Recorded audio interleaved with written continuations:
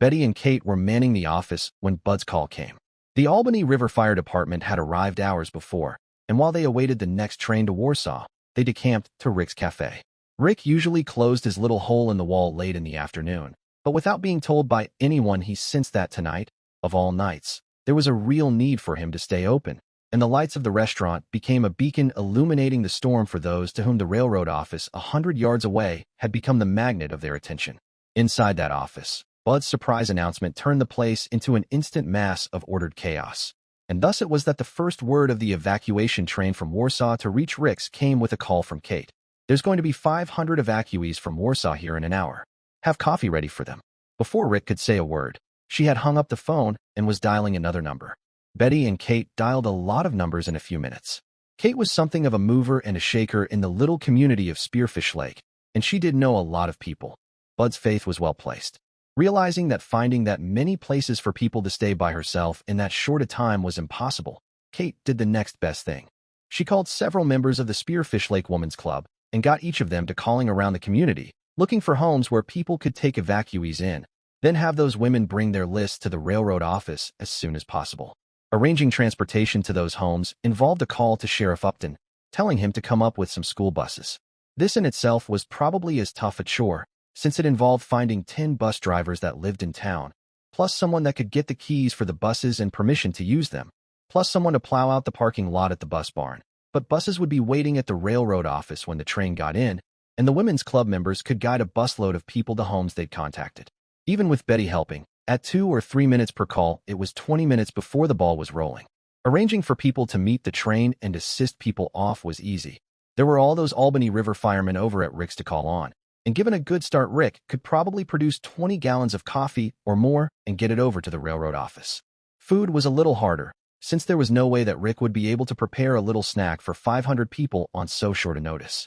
Deciding that cold food was about the best that could be done, she called the new manager of the Spearfish Lake supermarket and told him the railroad's pickup would be there in 30 minutes, and to be prepared to load every packaged donut and roll in the place into the truck.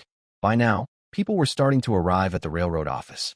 There was a fair amount of room for them to stand around, since the office was the former Decatur and Overland passenger and freight station, but it hadn't been this busy in years. Betty told Kate that Bud ought to be back in range by now, so she called him on the VHF to inform him that they'd be unloading at the station platform. Figured that, Bud replied. We're about half an hour out and coming on strong. Bud, she called back. I just had a thought. Do you have any ambulance or wheelchair cases on the train? Got one ambulance case, the radio squawked. And they want the ambulance back. Have Joe Upton call the ambulance directly and see if there's any harm done with the transfer. I really don't want to have to mess around with the switching it would take to unload it. I wouldn't know about any wheelchair or stretcher cases that might be on the buses or in the way car, and there's no way to find out till we get in. I know they left one ambulance down there, so you might have them meet us anyway. How's everything going down there? Going fine, Kate replied, biting her lip. Now is not the time to give Bud hell about the short notice. Ed just walked in. Just a second. He says he just rode Walt's snowmobile out to the Y and lined the switches for you so you can come straight in. There was a crowd of Albany River firemen and Spearfish Lake residents waiting on the office platform a little after 7 in the evening when the Milwaukee's headlamp split the night. With air horns sounding, the two engines pulled slowly past the platform, followed by the big plow and the way car. In the station's lights, the ambulance and the school buses loaded on the flat cars looked strange indeed to the welcoming committee that Kate had organized. Walt halted the train just before the back steps of the way car reached the far end of the platform. Unnoticed by the crowd, Bud told Walt on the VHF that he would be in the office if needed, then quietly got off the rock and walked through the snow to the back door of the old station. On his way, he noticed the school buses sitting in the parking lot, and a babble of voices told him that the first evacuees were getting off and going inside. And yes, were being greeted by hot coffee and donuts before they boarded the Spearfish Lake school buses for the short trip to the homes where they would stay. Over the babble, Bud picked out the words, says she hadn't picked a name out for him, but now she wants to call him Stormy. That put a smile on Bud's tired face. He went into the office and told the women, "You two did yourselves proud. I told Walt there was nobody else in town but you two that I could depend on to put something like this together with no notice." Bud's praise stifled most of Kate's well-planned tirade. "You could have given us a little warning," she sniffed. "I called you as soon as I found out that nobody had thought of doing anything on this end," Bud defended. "How could anybody be so stupid not think that much through?" She replied sharply, "Remind Bud of why. Deep down inside, he really didn't like his wife. Damn lucky anybody thought of it at all. We barely thought of loading these people onto the buses. John came up with that. I get the impression that Fred Linder is the only one that's got any idea of what's really going on up there, and he's trying to be 14 places at once. Betty broke into the discussion. Since you brought all these people with you, I take it that things aren't any better up there. No, Bud agreed. But not much worse, either. They're holding the same line they've held since noon, or at least they were when we left.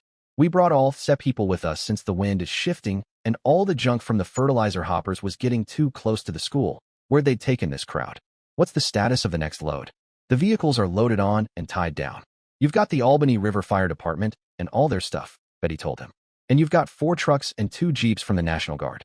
They're taking some people to set up a field kitchen, guard evacuated areas, and lend a hand where they can. People are all over the place, but most are close by.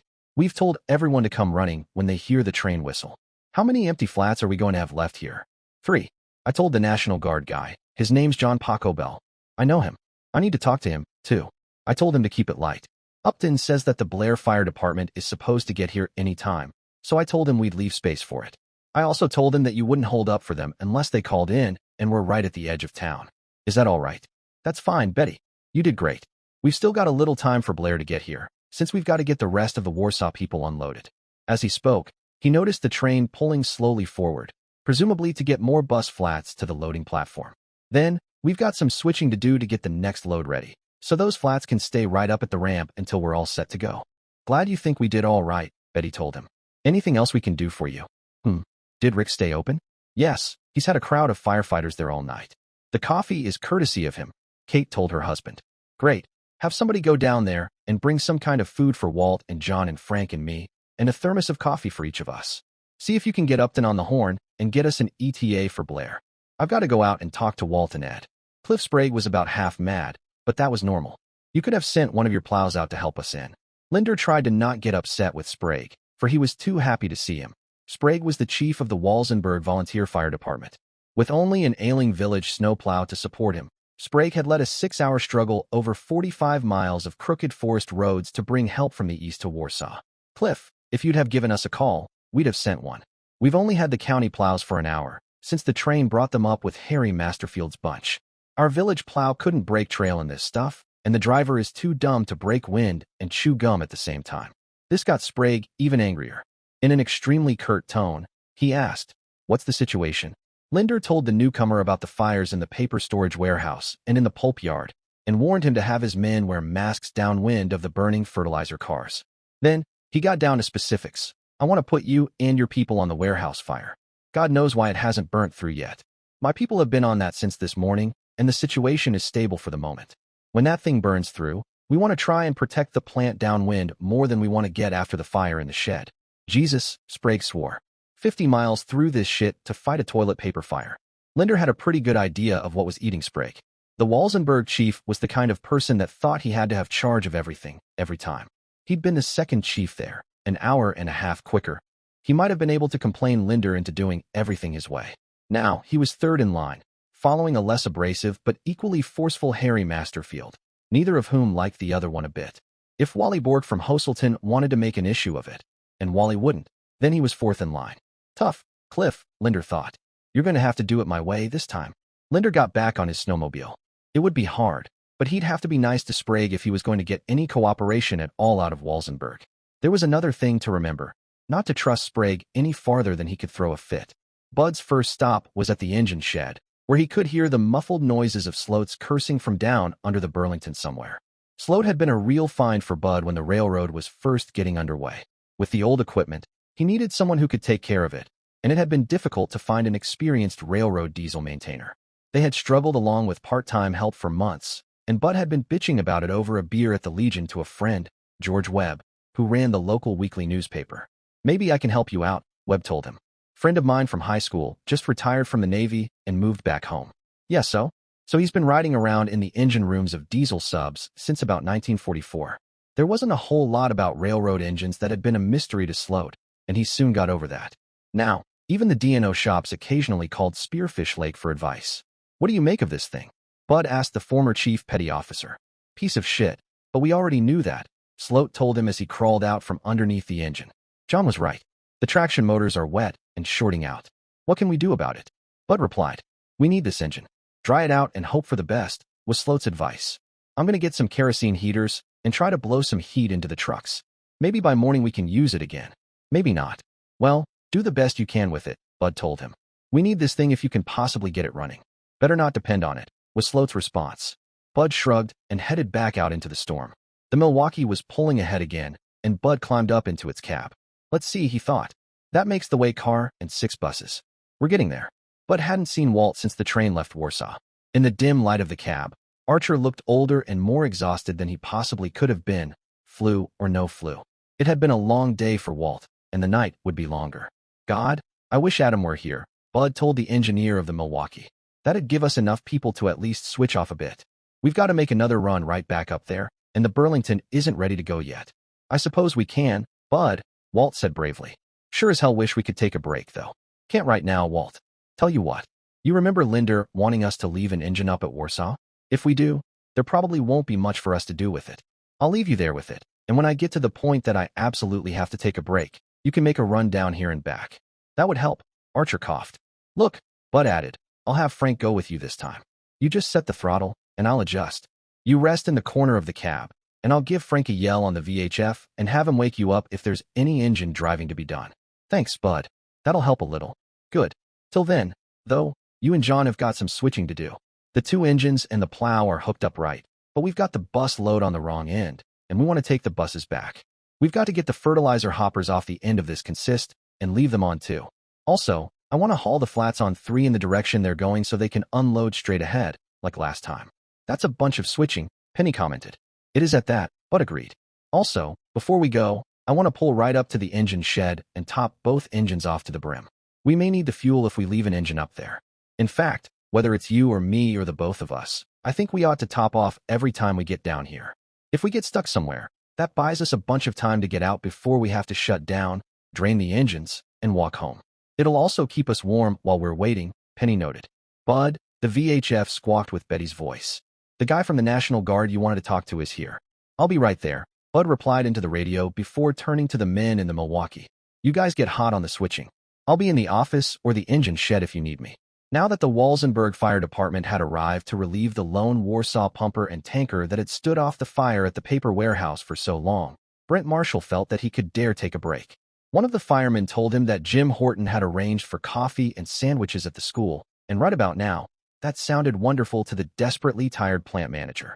It was only when he reached the school that he realized how tired and keyed up he was. He could barely hold a cup of coffee in his hand, and the shaking wasn't shivering from the cold. A second cup of coffee warmed him, and he was a bit relieved to see Fred Linder arrive in the cafeteria. The fire chief brought his own cup of coffee and sat down beside Marshall, saying, Now, I begin to see what the kids bitch about. It's food, and it's here, Marshall replied, Linder's company bringing him under control. At the moment, I can't be too particular. I know what you mean. How are things in the plant? I can't think of anything else that we can do over there, Marshall relied. If you can think of anything else that we are possibly able to do, I'll see that it gets done. About the only thing I can think of doing right now is worry about it. Would it help you if I told you that everybody in town is worrying along with you? You're not alone. The plant supervisor looked around him. No one sat nearby, but he lowered his voice almost to a whisper and leaned over to the fire chief, saying, Fred, do you have any idea how this fire started? Could it have been arson? I talked to Whitehall about it, Linder replied. My guess is that something electrical screwed up in the warehouse. Clay seems to think it could have started with that door motor that's been giving trouble, and he could be right. But there's no way for us to tell. Even when we get the fire out in there probably won't be any way to tell, ever. When the fire's out, I'll have the fire marshals from down in Camden go through the place, but there's no guarantee that they'll find anything, either. Guess we'll just have to wait and see, Marshall replied, and changed the subject. Perhaps he was getting a little paranoid from all the worry, but he had some suspicions that he wasn't ready to talk about right now. John, you heard about the toxic smoke up there in Warsaw, didn't you? Bud asked the National Guard captain. I'd heard. What about it? Did you have your people bring gas masks? They may well be right in the middle of it. Didn't think about it. I suppose we ought to get them. Is it all right if we unload one of our trucks to go back over to the armory? Take our pickup, Bud said. Bud had been an enlisted man in the early days of Vietnam, and Paco Bell reinforced all his old opinions about officers and horses' asses. While you're at it, why don't you bring every gas mask battery he owns? There's a lot of people up there trying to work in that stuff without any lung protection at all. I'd like a few of them to spread around the train crew, too. But Betty broke in. Joe Upton for you, Bud. He says it's important. Good, Bud said, reaching for the phone. Maybe it's about Blair. Putting the phone to his ear, he said to the National Guard man, believe me, John, this is a very important service that the Guard can perform. All right, the green-clad man agreed. I'll send someone. Make it quick, Bud said, punching the phone button and saying, what's up, Joe? Is Blair in town? No, nowhere near it, the sheriff replied. You might as well leave without them. That's not why I called, anyway. You know, that girl had a hell of a ride on the ambulance on the way down here. She and her kid are all right, but the odds are that we're going to have some injured people coming down here some trip with you, and a ride like that could kill them. Putting the ambulance on the flat cement like the quickest thing to do, Bud replied. But, on the way down here, I kind of suspected that they might have a rough time of it. Got any ideas to smooth it out? Bud stared at the ceiling for a moment. Well, the way car doesn't exactly ride like a passenger car, but it might be a bit better. We've got bunks and a heater in there. If you were to get it loaded with medical equipment and whatnot, we could use it. How long have we got? 20 minutes, half an hour, maybe longer.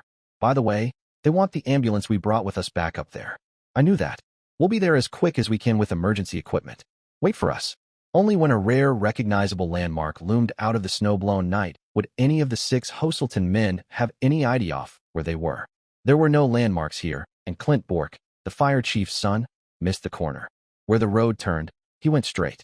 The pickups weren't much use in this stuff. A 2-foot blade in a 6-foot drift is next to useless, but even Clint was surprised how deep into the ditch the pickup got, considering that the ditch was full of snow. The pickup's doors were buried. Clint opened the driver's side window and started to dig with his hands toward the surface, but was soon met by snow shovels coming the other way. None of the 6 made much comment as they stood in the lights of the second pickup. They'd been going since noon. It was long after dark. They were less than half the way to Spearfish Lake, and they were tired. They'd had trucks stuck so many times that it wasn't surprising anymore, but they hadn't yet stuck one as bad as Clint's Dodge was now. I got my doubts, Clint said.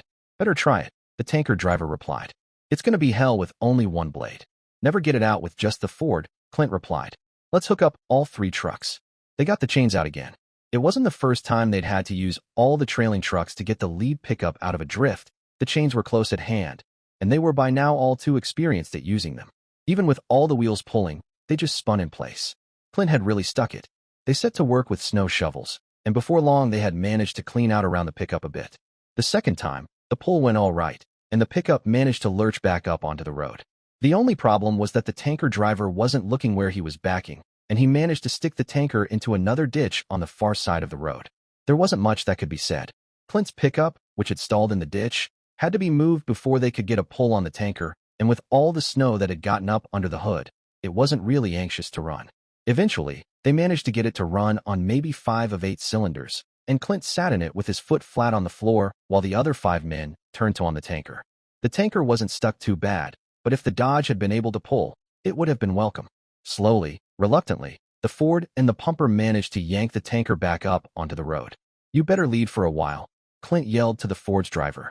Until this thing gets itself dried out, it's going to have a hell of a time pulling its own weight. It was strangely silent in Bud's office after he hung up the phone to Upton. It was the first time he'd had a chance to think ahead more than the next few minutes since early in the morning. There would have to be at least one more run for Blair, and who knew about after that? The weather reports even that afternoon had the storm ending that evening, but now it seemed that the low had stalled, and now they were calling for at least another day before the weather cleared. That told Bud that the Weather Bureau didn't know, either. Besides, Bud's decades of living with winter storms had long ago taught him that the wind would have to shift clear around before the weather would clear.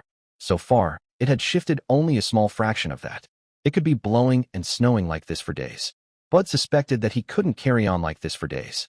The Burlington could possibly be made ready to help out at some time in the future, but that couldn't be depended on. In any case, it had to be sent with at least one other engine, since it had already proven it couldn't survive a round trip to Warsaw in this weather. If Bud left the Milwaukee at Warsaw, like Linder wanted, then that put a lot of weight onto the dependability of the Rock. Well, the Rock could be depended upon, but who would run it? Bud knew that he had already asked more of Walt than he should. He couldn't be depended on to last much longer. Just about as soon as he and John started on this trip, Bud knew they would be running illegally, the hours of service limit having expired. Bud knew that he would tough it out as long as he could, and the hell with the Interstate Commerce Commission, and between John and Ed and Frank, he could expect to put together some kind of a crew, but even he would wear out sometime. He had to face it. He needed help. Right. Now, where was it going to come from? Bud had to think about that one for a bit. What help was available, especially with the drawbridge out? Not much. The chassis was down in Camden, but that wasn't any help. The little GE didn't have enough power to get through the snowdrifts that had to have accumulated between Spearfish Lake and Camden. That took care of that. What he really needed was people, and any power would be welcome. Could the DNO help? The Decatur and Overland certainly had people and power, but with that stinking bridge out over the Marshall River, any mode of power from them was as far away as the moon, since they couldn't run up the Kremling branch, the old back way onto the CNSL, any longer. The dirty and old had people, of course, but they were 80 miles away over roads that even the state had given up trying to clear. Bud tried to quit thinking about red and white DNO engines. There was one that kept intruding onto his tired mind, and that was silly. All the DNO power was on the other side of the river. Or was it? That was it. All the DNO power wasn't on the other side of the river.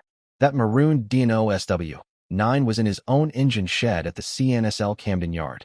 The SW-9 was probably almost as old as the Milwaukee, and not much stronger than the NW2 was normally, but it was horsepower. The chassis and that SW-9 should have enough power to punch through the accumulated snow with the little plow. When they got through, they would represent the equivalent of the power of the rock, and the people they could bring. The storm and the railroad bridge wouldn't be able to stop the DNO from getting people to the CNSL Camden Yard, even if they had to get there by snowmobile through the city.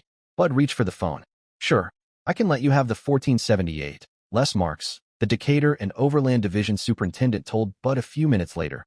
Bud hadn't been surprised to find Marks in his office on a night like this. I'll have to show her on my books as a lease, but you can have her for $1 a day if you'll put the fuel in her. Good enough, Bud replied. I really appreciate it. She's no goddamn good to us sitting over there on the other side of the river like that. And from what I hear on the radio, you probably can use it.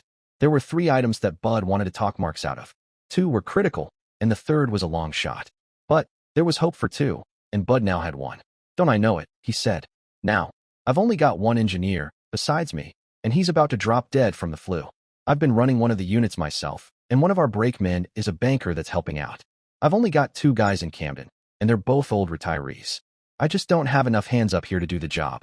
Is there any way I can get my hands on a couple of your engineers and brakemen and have them come up on that extra from Camden? There was silence for a moment. I dunno, Bud. I can just kind of ignore the 1478, since it's marooned anyway, but I'd have to figure out some way to pay my people. Bud thought fast. He needed the extra help, and there was a limit to how generous Marks could be. At least he hadn't shut the door entirely. Very well, Bud would prop it open. Hell's fire. Les, if you can't figure out some way to pay your people for this trip, I'll pay them myself. If you want to round them up for me, I'll hire them, just so long as it's understood that this is temporary, at my wages and on my work rules. That would be expensive, and there wasn't any way to pay for it. There was no way the railroad could expect to be paid for anything they'd done for the past day, but Bud would find the money somewhere if he had to. Mark surprised him. Oh, I think we can avoid that, Bud. That might cause more problems than it's worth. What with the union and all. I'll see if I can find guys that will make the trip on a volunteer basis, and maybe I can fight it out with Decatur afterwards and write the whole thing off to public affairs or something. Don't worry about paying them. I'll come up with something down here. How many do you need? We won't need full crews. I wouldn't know what to do with them anyway. If I could have 3 or 4 engineers and brakemen, especially guys that used to come up here when this was your track, it would really be a blessing. You left a way car of yours down in my yard too, right? Yeah. Well, we can bring them up here in that. My guys in Camden will have to be in charge of the run, of course. Couldn't agree more. After all, it's your track and all that. Anything else we can do for you? Have you guys managed to figure out any way to get that bridge closed so that we can run traffic over it? Not yet, Marks admitted. In fact, it may take longer than we thought. It seems the motor burned out because the bridge was jammed, not the other way around. It begins to look like something is messed up in the structure. We don't know for sure, yet. It was too wild to do too much out there today. That was about what Bud had expected. It could take months. All right. Then, he said, taking a deep breath. What's the chances of running a relief train up to me on the Kremling branch? Bud could feel the DNO man's frown through the phone. I doubt it like hell, Bud. That branch hasn't been used for years. Some guy that was up there hunting last fall told me that there were trees growing up between the ties. Besides, we haven't run north of Rochester since Big Pit closed for the winter. I'm not sure we could even make it to the branch. What with all the snow we've had this winter? You ought to be able to make it through, Bud replied. The way things are frozen up, the roadbed ought to be pretty stable. Yeah, and I might get a bunch of motive power and people stranded 40 miles from 40 Mile, too. As casually as he could manage, Bud replied, I'd sure like you to try. I'd like to know just how bad the branch is myself. After all, if you guys don't get that bridge fixed pretty soon, I'm pretty well going to have to ask for trackage rights over it. With malice aforethought, Bud had casually dumped a bundle of snakes on the D&O man's desk. Not a nice way to treat him considering how helpful he had been. But Bud was looking beyond the Warsaw fire, too. Marks knew a bundle of snakes when he saw it. That's why he had his job. The people in the D&O home office had been pressuring for permission to pull those tracks up for years. An appeal like Bud was threatening could cost them years more. Plus, if the Camden and Spearfish Lake went to the ICC and got a directed service order, then the Decatur and Overland would be forced to fix up the line, and that would cost even more money. I can't give you a yes or a no on that. Bud, Marks replied finally. I'll have to ask Decatur, and I can't do that before morning. Can't ask for much more than that, Bud told him. Look, I really appreciate the help. Well, good luck to you, too, Marks replied. I just wish there was more I could do for you. Get me some relief up through Kremling, and it will be a big help all around, Bud said. Tell you what, Marks said, thinking furiously. If he was very cooperative, perhaps Bud might be willing to be flexible on the directed service order business. If everything was done informally, without an appeal to the ICC, they might be able to keep the abandonment on track. I'll see if we've got people and motive power to start someone in that direction sometime tonight. It'll be well in the day tomorrow before they could even get to the branch, and by then I ought to know something from Decatur. Can't ask for much more than that, Bud replied, reading Marks perfectly. Let me know what happens. Bud hung up the phone, thinking about what he'd just done, and couldn't help but think about the relief train through Kremling. He soon realized that there was no use worrying about it. Whatever the decision was, he couldn't plan on it at this point. Now, the next step was to figure out how much he could figure on getting out of his Camden crew, Randall McPhee and Henry Stevens.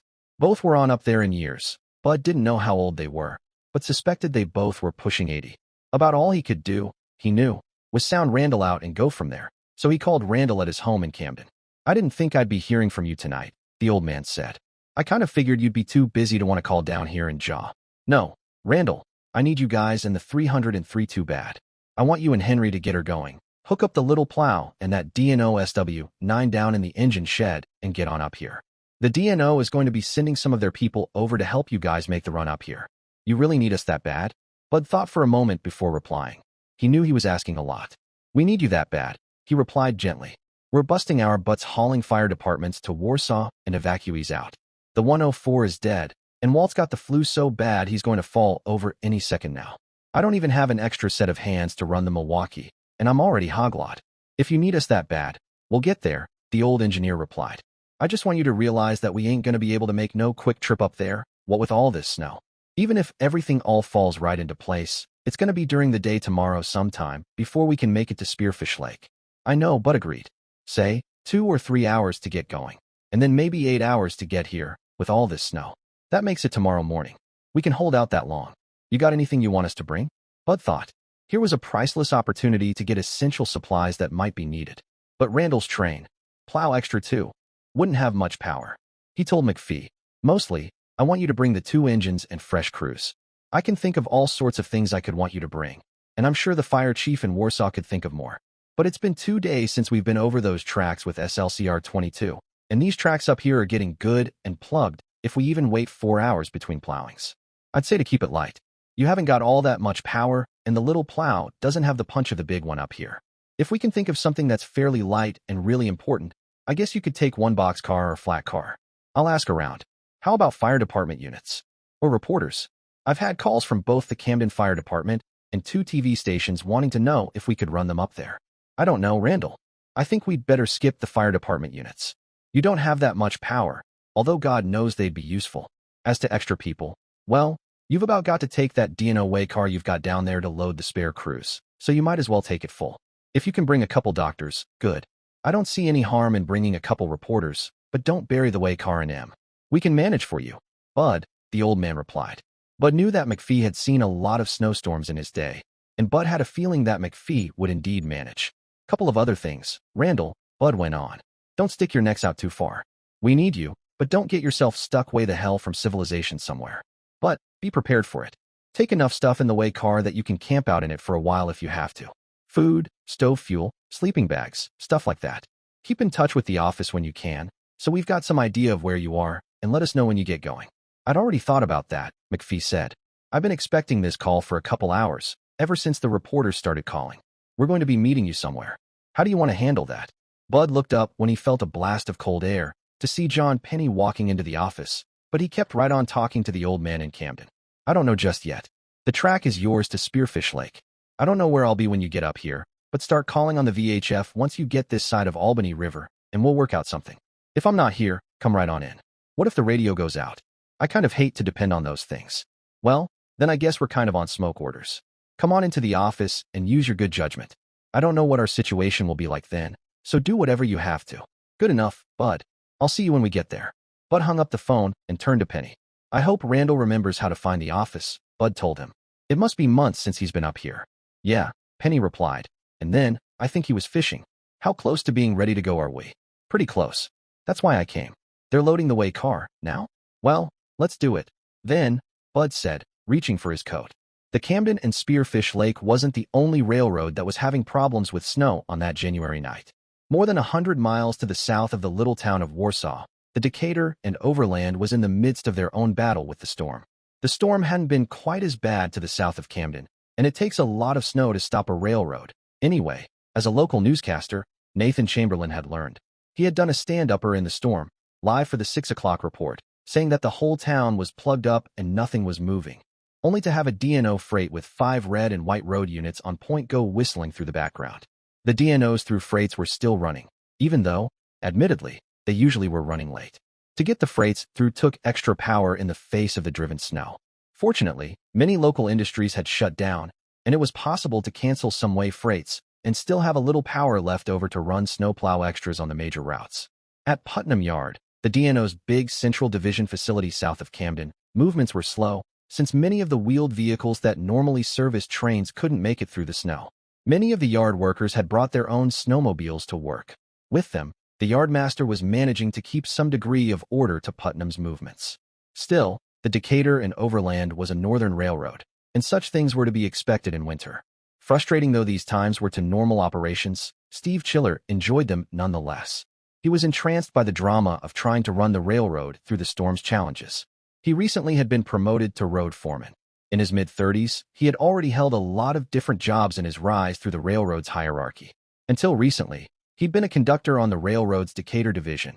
His new position was something of a transition to a management level, and with his broad and varied experience, he was clearly earmarked for higher things. Right at the moment, he was inspecting some work that was being done on the tired trucks of an F unit that was older than he was, trying to figure out if there was any chance of its being used tonight. It didn't look good. Hey, Steve, a voice called from the door of the shop office. The super wants to see you right away. Geez, what's he doing, still here? Chiller asked to no one in particular, then realizing he'd have to find out for himself. In a few minutes, Chiller was brushing the snow off of himself in the lobby of the administration building, prior to climbing the 3 flights of stairs to the division superintendent's office. Hi, Les, he said, what's up? Les Marks got right to the point. You like challenges, don't you? I've got one, if you're interested. Might be, he replied, curious. You never can tell. I just had a call from Bud Ellsberg, Marks said. You know him? Chiller shook his head, and Marks continued. There's a hell of a fire burning up in Warsaw, up on the Camden and Spearfish Lake. It used to be our Spearfish Lake subdivision. You know it. I've been all over it, Chiller replied. When I was a brakeman, I made all sorts of runs up the Spearfish Lake and Rochester subdivisions. I used to hunt deer up around there, too. That was maybe 10 years ago, though. Things have changed a lot in 10 years, Mark said. The Spearfish Lake subdivision is now the Camden and Spearfish Lake. It's a little one-horse short line with a handful of engines that are older than God. They've been trying to keep the line open from Spearfish Lake to Warsaw so they can haul in fire departments and rescue people, and they've already had 1 engine die on them. Ellsberg, he's the honcho up there, called me up a few minutes ago and asked us to run some power up to him on our Kremling branch, over on the Rochester subdivision. With the Marshall drawbridge out, that's the only other way onto his iron. Now, the Kremling branch has been embargoed for dog's years, but in the morning, I'm going to call Decatur and ask them to let us give it a try.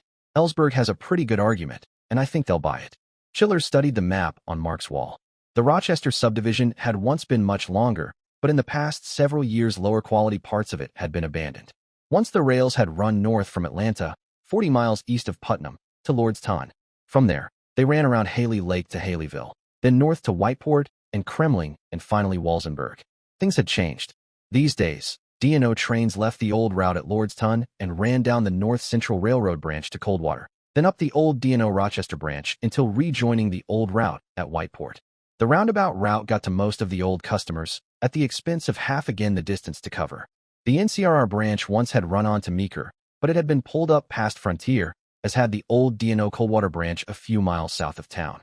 The section between Lordstown and Whiteport was still in place, but owned by the Lordstown Northern, a little steam tourist operation, and the north part of it was unusable due to a grade that had been washed out in a storm a few years before.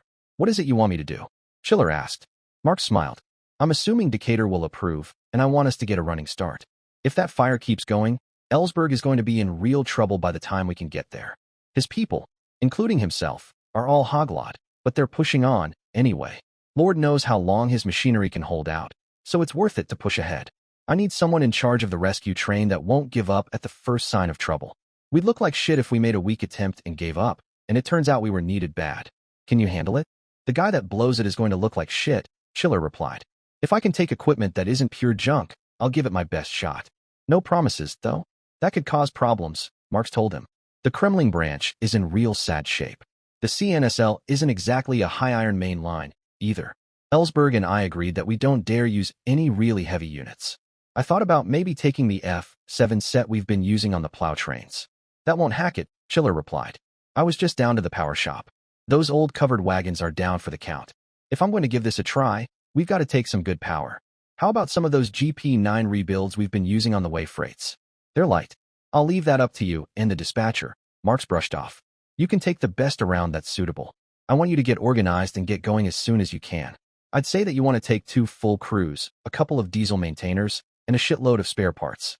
With all that bad track, maybe we ought to take some section workers, too. Good thought. Make sure you take enough food and stove fuel in case you get stuck somewhere, and we can't get to you until the storm is over. We had a run down here from Rochester yesterday, so the track shouldn't be too bad that far. After that, you'll have your hands full." Chiller's next stop was in the dispatcher's office. The dispatcher, John Desmond, was notoriously tight with power. "I could let you have that F7 set that's over in the power shop," he told Chiller. "I just went around with Marks about that. Those old covered wagons won't get out of the yard under their own power. We've got to have good power. We were talking about some of those rebuilt GP9s. You think I've got power to piss away in this storm? I've even got switch engines on road runs, and you want to eat high off the hog. Damn it, I'll talk to Marks myself about this." He stomped off to his private office and slammed the door. A couple minutes later he was back, somewhat more subdued. Maybe he did call Marks, Chiller thought. Desmond studied the power assignment board for a moment, then said, "Look, we've got 3217 and 3259 coming in on DPY in an hour or so. They're GP9s. I can let you have one of them. One stinking engine isn't going to help those people in Warsaw much," Chiller replied heatedly. "I heard on the radio, and I heard from Marks, that they're running with their backs to the wall, trying to keep a bunch of cast-off old junk running to save the town, and all you can say is one Geep. How about both the Geeps and the F-unit set?" "Oh, all right," Desmond surrendered. "Take both the Geeps. I can't let you have the FS, too. I've got to have something to send out on DPA, sick trucks or no sick trucks. It's got 3 SD-38s, and that ain't enough. What else you want? I'm taking an extra crew and some other people, so I'll need 2 crummies. I need them earmarked now, so I can get them loaded with tools and supplies. Way cars, I got a lot of, especially with the way freight's not running. Take a..." Desmond glanced at the availability board again. 14039 and 14071. "How about a plow? I need the biggest one I can get my hands on." "I was hoping you wouldn't say that," Desmond replied. "All the big plows are out on plow trains. Chiller need a healthy plow, or the job was over before it started. We've got a 70 miles of track that hasn't been plowed all winter. Pilot blades are not going to cut it. We need something that can move snow. Is there anything coming in the next few hours that we can get?" Despite his surly manner and tightness with equipment, Desmond really wanted to help. "Well, there is one thing, and it's right here in the yard, but it's up to you if you want it." "What's that?" "A few years ago, the car shop rigged up a rotary plow. They thought it would be good to clean out cuts and the like. We don't use it much, haven't used it this winter at all. You can't go real fast with it, but in really deep shit on light rail, it's the way to go. It throws snow like something you've never seen." Chiller brightened. "Something like those out west, powered by traction motors off a B-unit generator?" "Nah, it's nothing that elaborate. This is strictly homegrown. Just a great, big snowblower, powered direct drive from a D8 Caterpillar diesel. I'll have the yardmaster dig it out of the deadline for you." There was something there that didn't sound too good to Chiller. Despite Desmond's sales talk, there was a warning in his tone of voice. I still want a blade, Chiller said, but I'll take a look at it. Chiller went over to the crew calling office to arrange for volunteer crews, and it took a while. By the time he got back to the power shop, the rotary plow had been pulled inside, and a small crew was working on it. From a distance, the plow looked brutally effective. Closer up, its homemade genesis became apparent. In the remote past, it had been a 40-foot boxcar, but the old box had been shortened and its roof lowered. It now housed a bulldozer engine, driving a blade that looked like a giant fan. On top sat a cupola for the operator. Not that he had much to control beside the engine's speed and the movable steel chute that could control the direction the snow was thrown. A great big snowblower, to be sure. Chiller had used one of a normal size a few hours earlier to clean out his driveway. Somehow, though, this obviously cobbled-up monstrosity inspired even less confidence than if he had planned to take his home snowblower in the front of the plow train. Ugly scumsucker, he said to the man who seemed to be in charge of servicing the plow. I wonder how many wrecks it took to get parts for it. Quite a few, the man admitted. She's not pretty, but she does move snow. And she's strong. I know. I helped build her. You going with us on the rescue train? Sure am. The name's Spike Hoddle. Spike, are you real sure that thing is going to keep running for maybe a couple 100 miles? Hoddle scratched his head. It ought to. They haven't used it enough to keep everything loose. Its real problem is that it's underpowered. We wanted to build it out of a wrecked switcher, but that fell through. The Cat is a second best. Everybody has always wanted to push it too hard through deep stuff, and the engine bogs down. It'll go pretty good through light stuff, but in the really deep stuff, you've got to take your time. Glad to have you along, Chiller replied. It'll be good to have someone who knows something about it. Chiller assembled his crew in the second of the two cabooses while they were awaiting the arrival of their motive power-off of DPYA. The last hour had been hectic, with people coming and going all over the place. In that time had managed to arrange for the train and to man it, get the food, fuel, and tools that he wanted stored on board. All the promised people had shown up.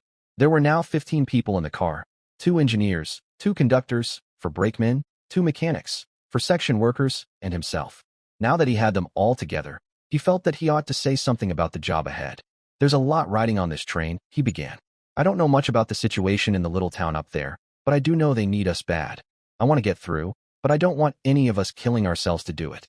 We're going to press along steadily and change crews every 8 hours. Either Spike, here, or Dean will run the plow, and they'll have to fill in as diesel maintainers if something goes wrong. Tom, he said to one of the conductors, I want you and Harry to take the first trick, and Johnny and Jim the second. Brakeman, 2 of you on each shift, but we won't be doing much switching, if any, until we get there. You section guys are mostly along for the ride unless we've got to do some track work or something.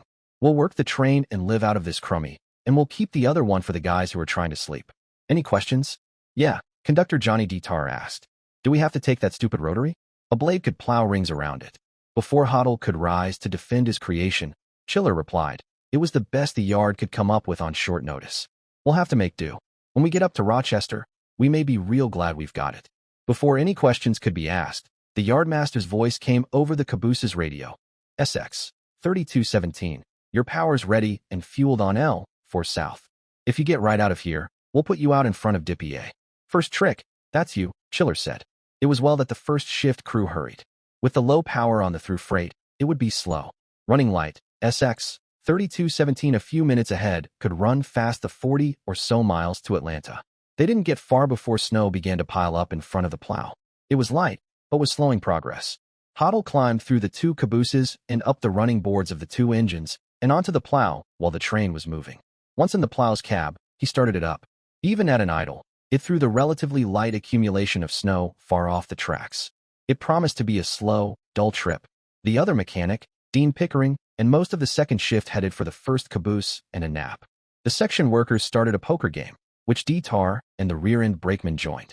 Chiller climbed to the cupola of the way car, where he watched what he could of the miles rolling by in the thick, blowing snow and the darkness. He was joined there by the second trick brakeman, Brent Page, who apparently didn't like poker. As the caboose rocked through the night down the well-traveled main line, the road foreman and the junior brakeman talked about hunting, fishing, football, hockey, and other such railroad-oriented topics. Page was something of a curious character to Chiller, since he seemed better educated and more sensitive than the average young railroader. This appealed to Steve, who had dropped out of college to do something more interesting. It soon proved that this described Page as well. Seems to me a bright young guy like you would have wanted to stay in college, rather than mess around with railroads, Chiller remarked to his companion. I don't know, the young man replied. When I was in high school, I wanted to be an artist. Then, when I got to college, I found out there were people there with real talent. It all seemed so unreal. I come from a railroad family, and railroads seemed real. Then I broke up with this girl, and I just didn't want to stay around college anymore. My dad was an old New York Central man, and Conrail isn't doing any hiring, of course, but I did manage to wind up here. How do you like the dirty and old? Chiller asked. Oh, it's all right, I guess. I really don't know anybody in Camden, so it gets kind of lonely at times. I'm not much for watching TV or hanging around bars. It makes me wish I hadn't broken up with Barb. Are you planning on staying with the DNO? Oh, I don't know. I guess it kind of depends. I suppose that if I could get a job with Conrail out of Buffalo, well, that would take me home. But I'm starting to get enough seniority to get regular calls now, and if I changed, I'd have to start all over at the bottom of the ladder. But, hell, I don't know if I want to stay with railroading.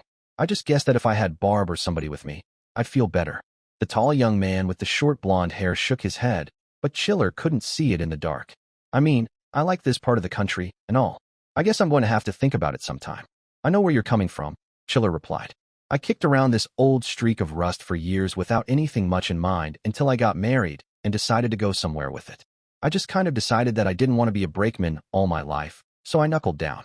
It's turned into a damn good job. Yeah, but you're married, Paige replied. That makes a difference. I don't even have a girl to call up for a date. It took some digging to uncover the switch at Atlanta enough to throw it. SX 3217 had pulled out a big lead on DPYA by this time, so there was some time to dig without slowing the following high-priority freight. While the front-end brakeman dug, Chiller left the way car and walked up to the 3217, the point engine. Got room for one more? He asked Harry Anson, the engineer. Sure do, Anson replied. Tom was just saying he thought he'd ride in back for a while. He heard there's a pretty good poker game going back in the second crummy. Seemed like it to me, Chiller smiled. How'd the plow work? From what little I could see, it seemed like it was putting out pretty good. Guess so, Anson agreed. I probably didn't see much more than you did. I just motored along and let Spike adjust his speed to suit. We talked about it on the radio for a while. When the snow gets worse, he's just going to have to keep going at full power, and I'll adjust my speed to whatever the plow can put out. Good enough. I want to see what happens in the deeper stuff. Once the tail of the train cleared the switch and it was thrown back to the main, the conductor, Tom Bigelow, climbed into the way car and called over the radio. Okay, Harry, get her moving. A moment later, the other radio in the engine squawked with a more formal report over the VHF repeaters to Putnam Yard, SX. 3217 is clear of the main at Atlanta at 0021. Putnam responded, SX. 3217, proceed at your best speed to Kremling. Do not pass Kremling without further orders. Attempt contact by radio or landline at Lordstown, Coldwater, Rochester, and Kremling. Up in the 3217th cab, Chiller drawled. Okay, Harry, you heard the man. Anson reached for the microphone of the yard radio. Where they were now, and where they were going, there would be no other units in range of the repeaterless yard frequency, so they could talk freely without resorting to formal procedures or call signs. Okay, Spike, power up, he called. SX 3217's whistle howled, and the snowplow extra moved north. The snow was deeper out on the tracks to Lordstown, but since a plowless train had made it down from Rochester the day before, it wasn't all that bad. The track set generally across the direction of the storm's wind as it wound through the scrub forests and occasional hardscrabble farms, and there were places in deeper cuts and behind rows of trees where it was fairly deep. The train was only a couple miles past the industrial part of Atlanta before Hoddle called for a speed reduction. Anson pulled the power back, and the roar of the two GP9s became more muted. Chiller moved to one side of the cab of the high-nose Jeep to get a better view of what the plow was doing. The roar of the big Caterpillar engine of the plow began to be heard in the cab. Chiller could see the plume of snow on the downwind side of the track begin to thicken as the rotary bit into the deep drift and hurled it off into the pine woods. Chiller looked down. The plow was chewing through perhaps 4 feet of snow, and it didn't seem to be straining too much. It was a long way to Warsaw, but if they could hold this speed, they ought to be there sometime after noon. But there wasn't much hope of being able to hold this speed. They might be able to go faster on the NCRR tracks the DNO ran over on trackage rights, since the track lay east and west and might not drift up much. Balancing that, north of Rochester the going was guaranteed to be hard. The foreman spent much of the time leaning up against the right cab window of the Jeep, watching the rotary throw snow. Hoddle kept complaining that the diesel was being drugged down too much and kept calling for speed reductions. Chiller could do nothing but agree. We'll just have to take what we can get and like it, he told the engineer. We crowd that thing too much, and it might crap out. There wasn't much for Chiller to do for the next couple hours as SX-3217 crawled north. The speed was slow, for the snow was fairly deep. But the speed was acceptable under the circumstances. Eventually, they reached Lordstown. Here, the branch they had been following continued north, but as a part of the Lordstown Northern. They had to dig out the switch to the north-central tracks. While the duty brakeman dug at the suspected location and the duty conductor searched for a phone to call Putnam Yard, Anson told Chiller about the little tourist operation. That old steamer they've got is something. That guy Lee found it in a park somewhere and spent years rebuilding it. They've got kind of a happy little operation there, he said, pointing at the Lordstown Northern office and engine shed, lost just across the main in the darkness and blowing snow. They take a little freight up to Haleyville now and then they've got this S1 Alco to haul freight and fill in when the steam engine isn't running, which isn't a lot of the time. The whole operation is really different. Even the Alco's engineer. Chiller was bored with the conversation. He really couldn't care less about the Lordstown Northern or how different it might be. Look, he told the engineer, I think I'm going to go back and ride in the way car for a while. I'll grab something to eat and maybe sleep a little. Give me a call on the radio when we get to Coldwater or if something goes wrong. The way car was a little quieter than it had been earlier in the trip. Once they were moving, Chiller climbed up in the cupola to see what he could see. In the dark and blowing snow, it was rather like trying to plow snow inside a cow. There was nothing to see and nothing to be heard, except for occasional statements like, I'll see that, you son of a bitch. A sandwich and a cup of coffee satisfied him. He decided to ride in the other way car. Perhaps he could sleep. At least, he would be away from the poker game. In the quiet darkness of the first way car, he could tell a little more about the train's progress. Apparently the speed was up.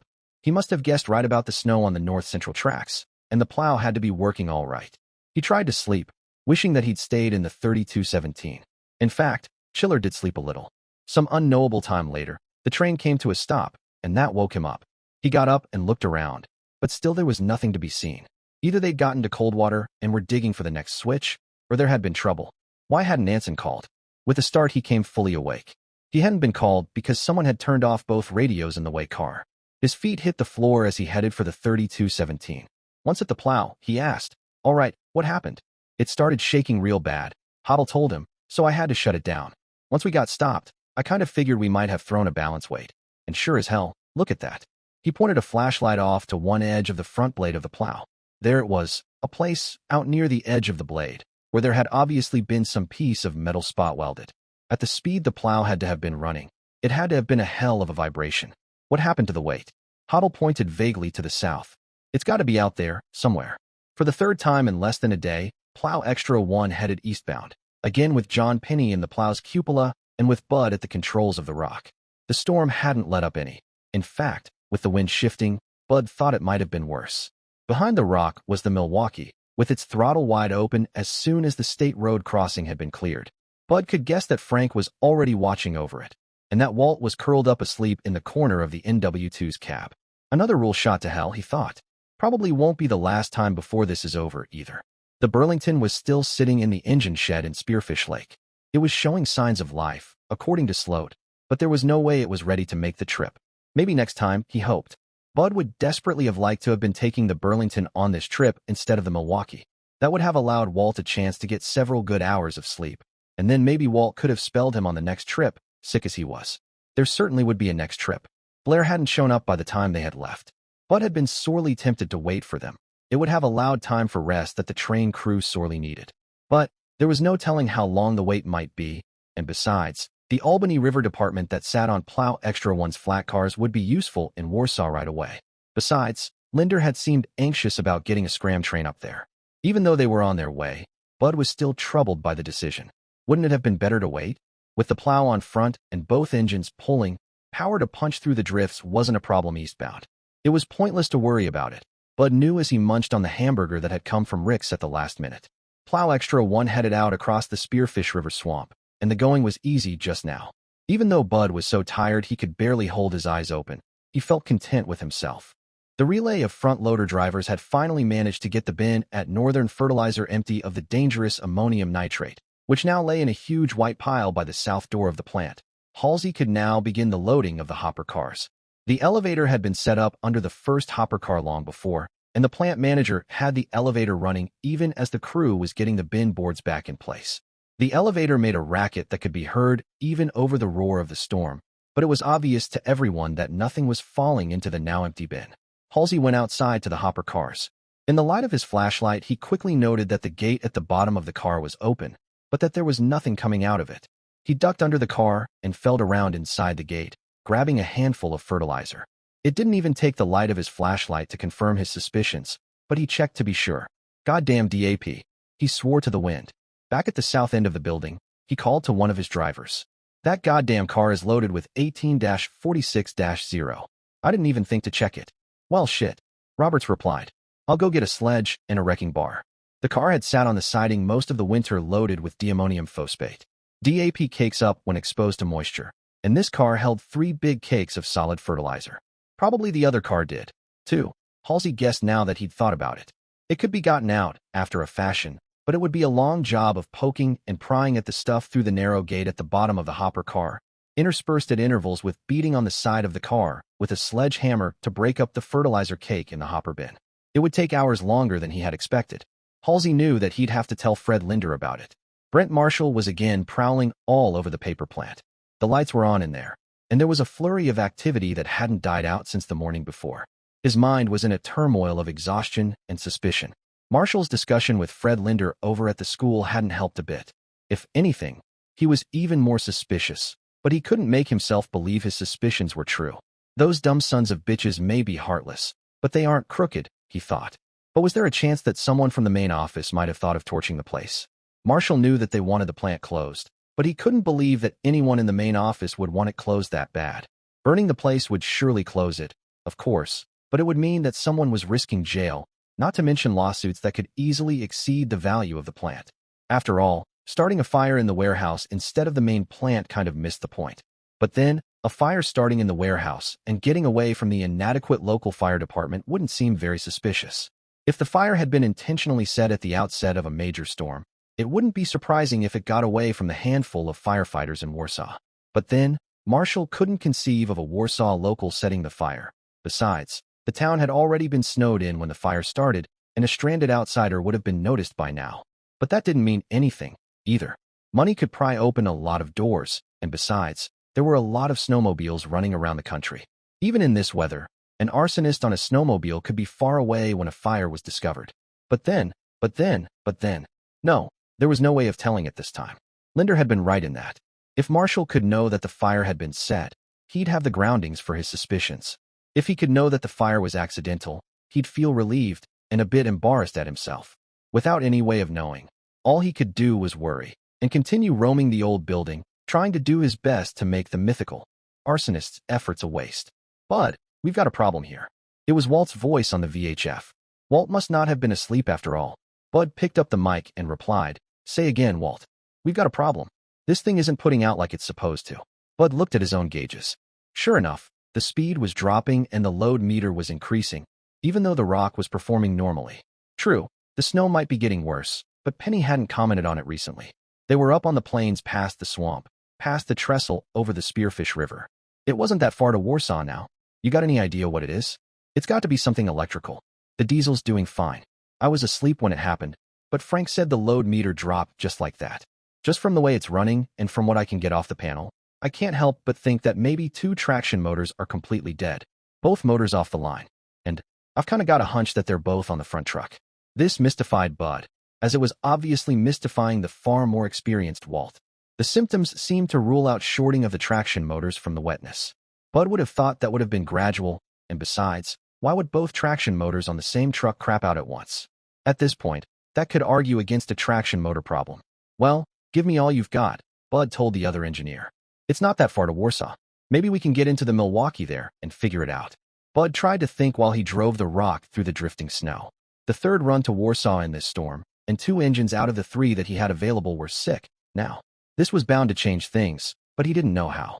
He felt glad he'd called for help, but what would he do next?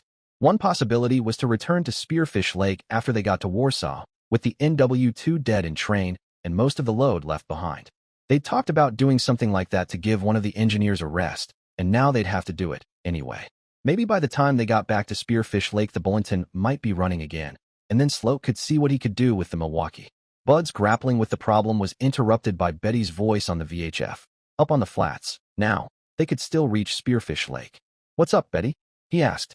"Randall called a few minutes ago, but you were out of range," she said. "He'd like you to call him back as soon as you can. Do you think you can find a phone in Warsaw?" "Did he say what he wanted?" "Sorry, but he didn't. He just said it was important, and he had to get back to work."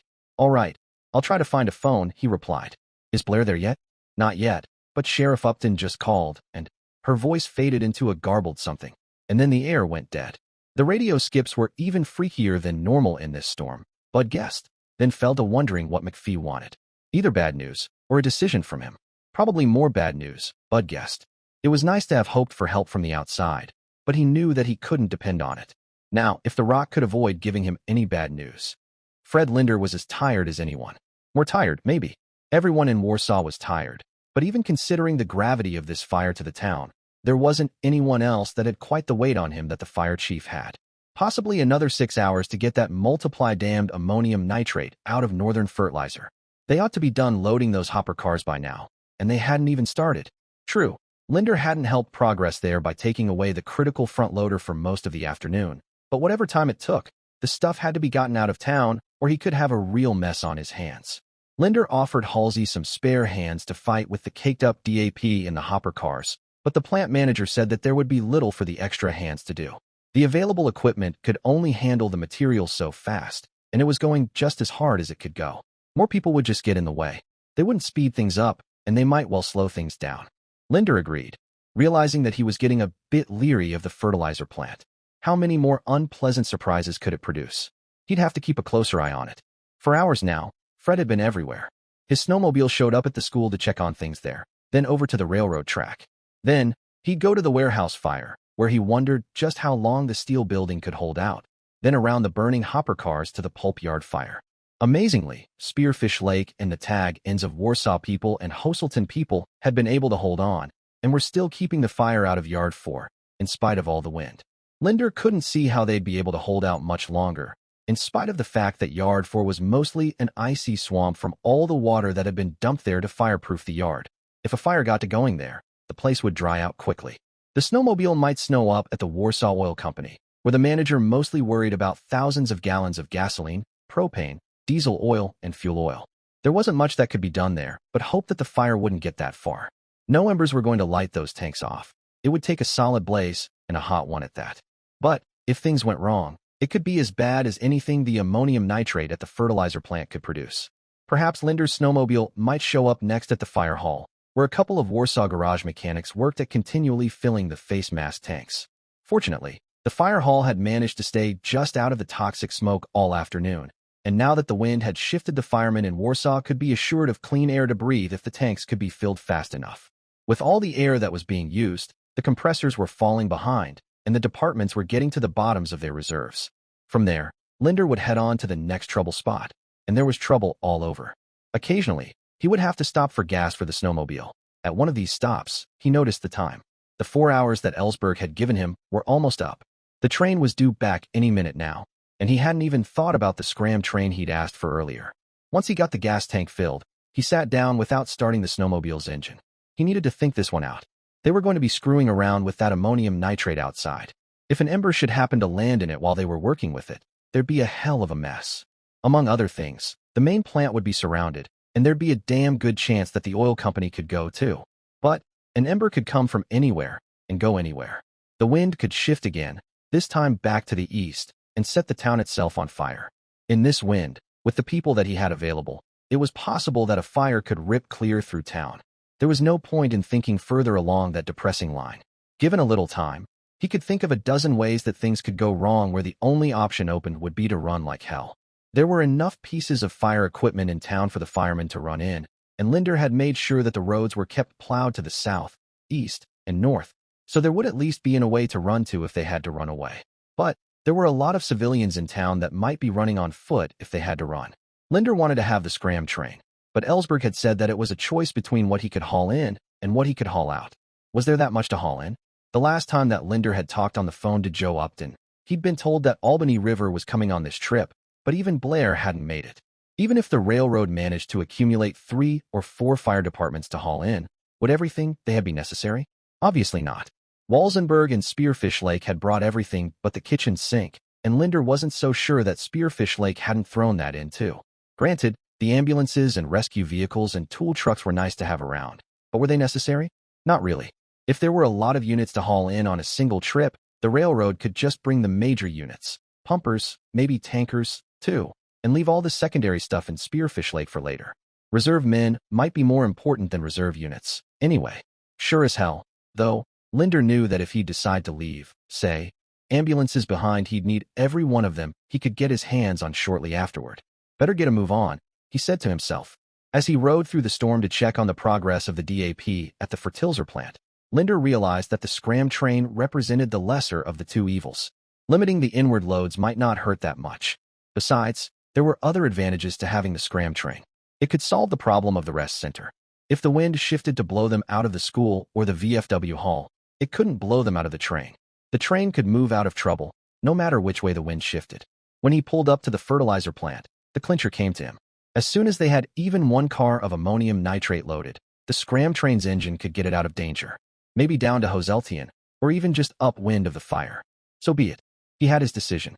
Now, where was the train? You stupid son of a bitch. You want everybody in town to think we're chickening out? Sprague muttered a few more obscenities in response to Linder's idea. That stupid son of a bitch, himself, Linder thought.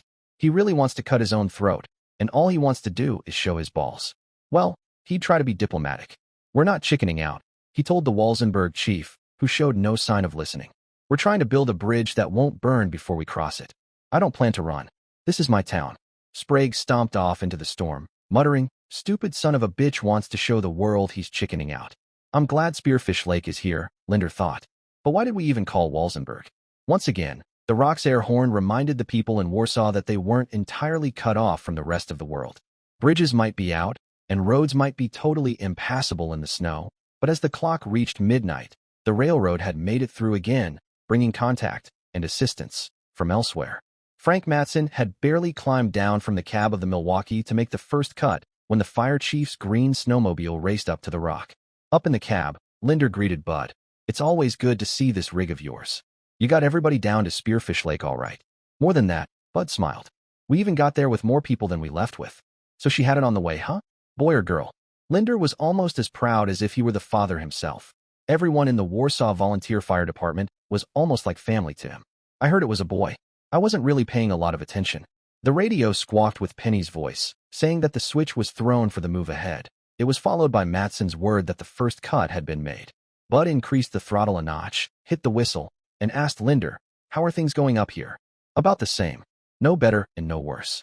If the goddamn wind would quit, I'm beginning to think we could lick this thing where it sits. With the wind blowing like hell, it could get away from us at any time. You got those hoppers ready to go?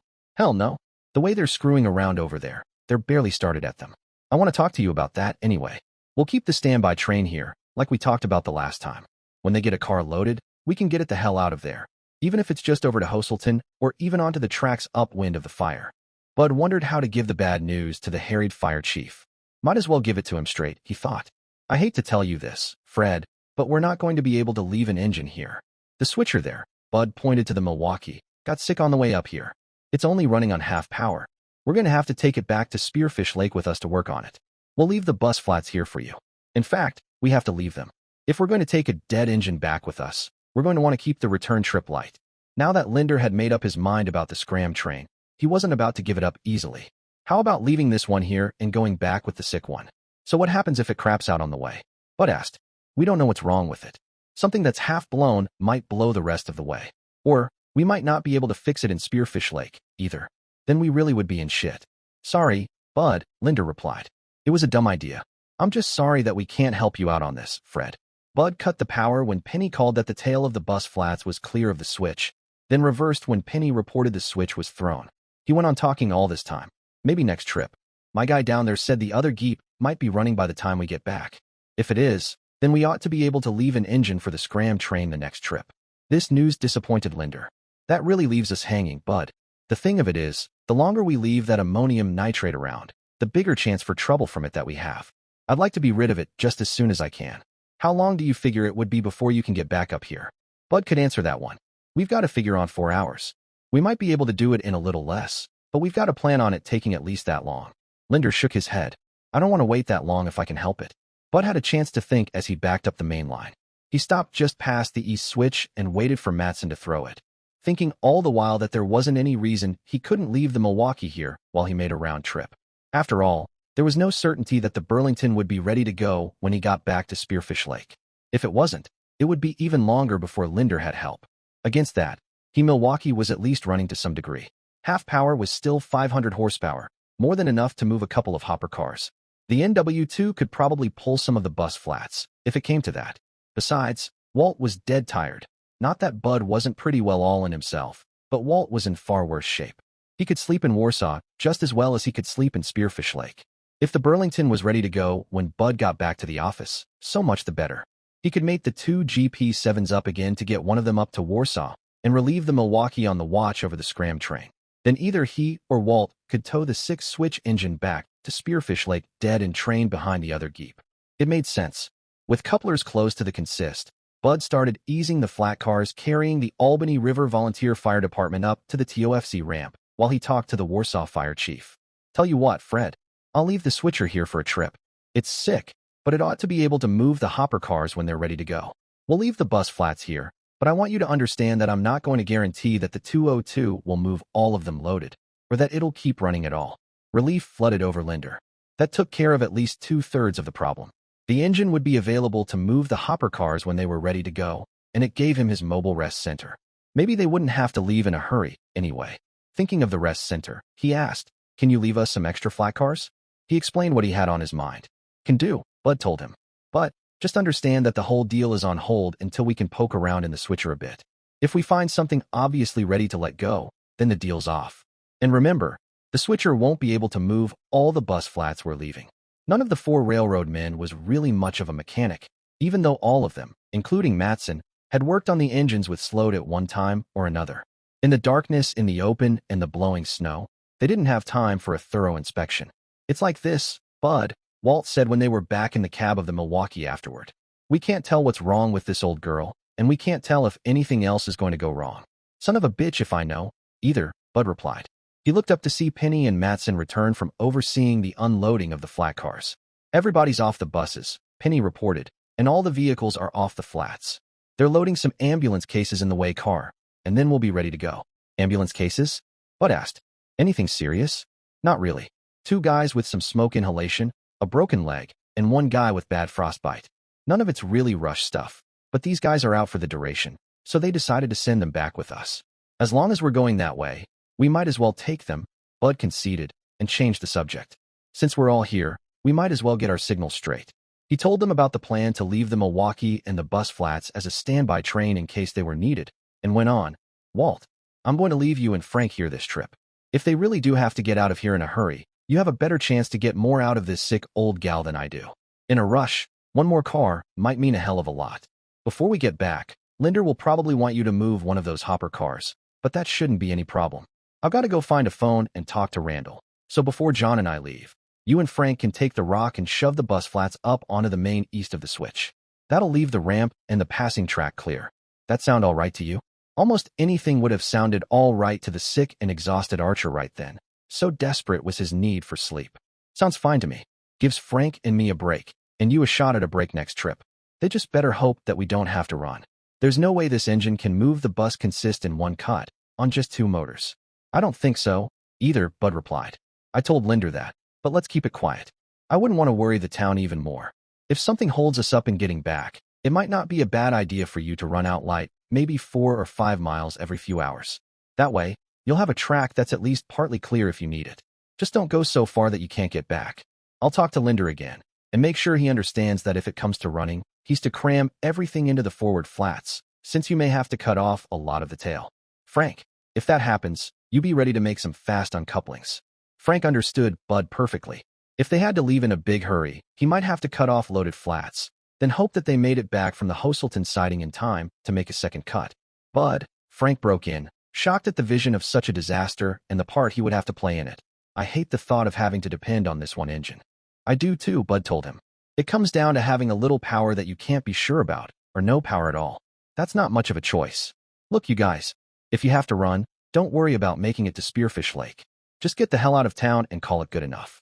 If you have to run, give us a call, and give the office a call.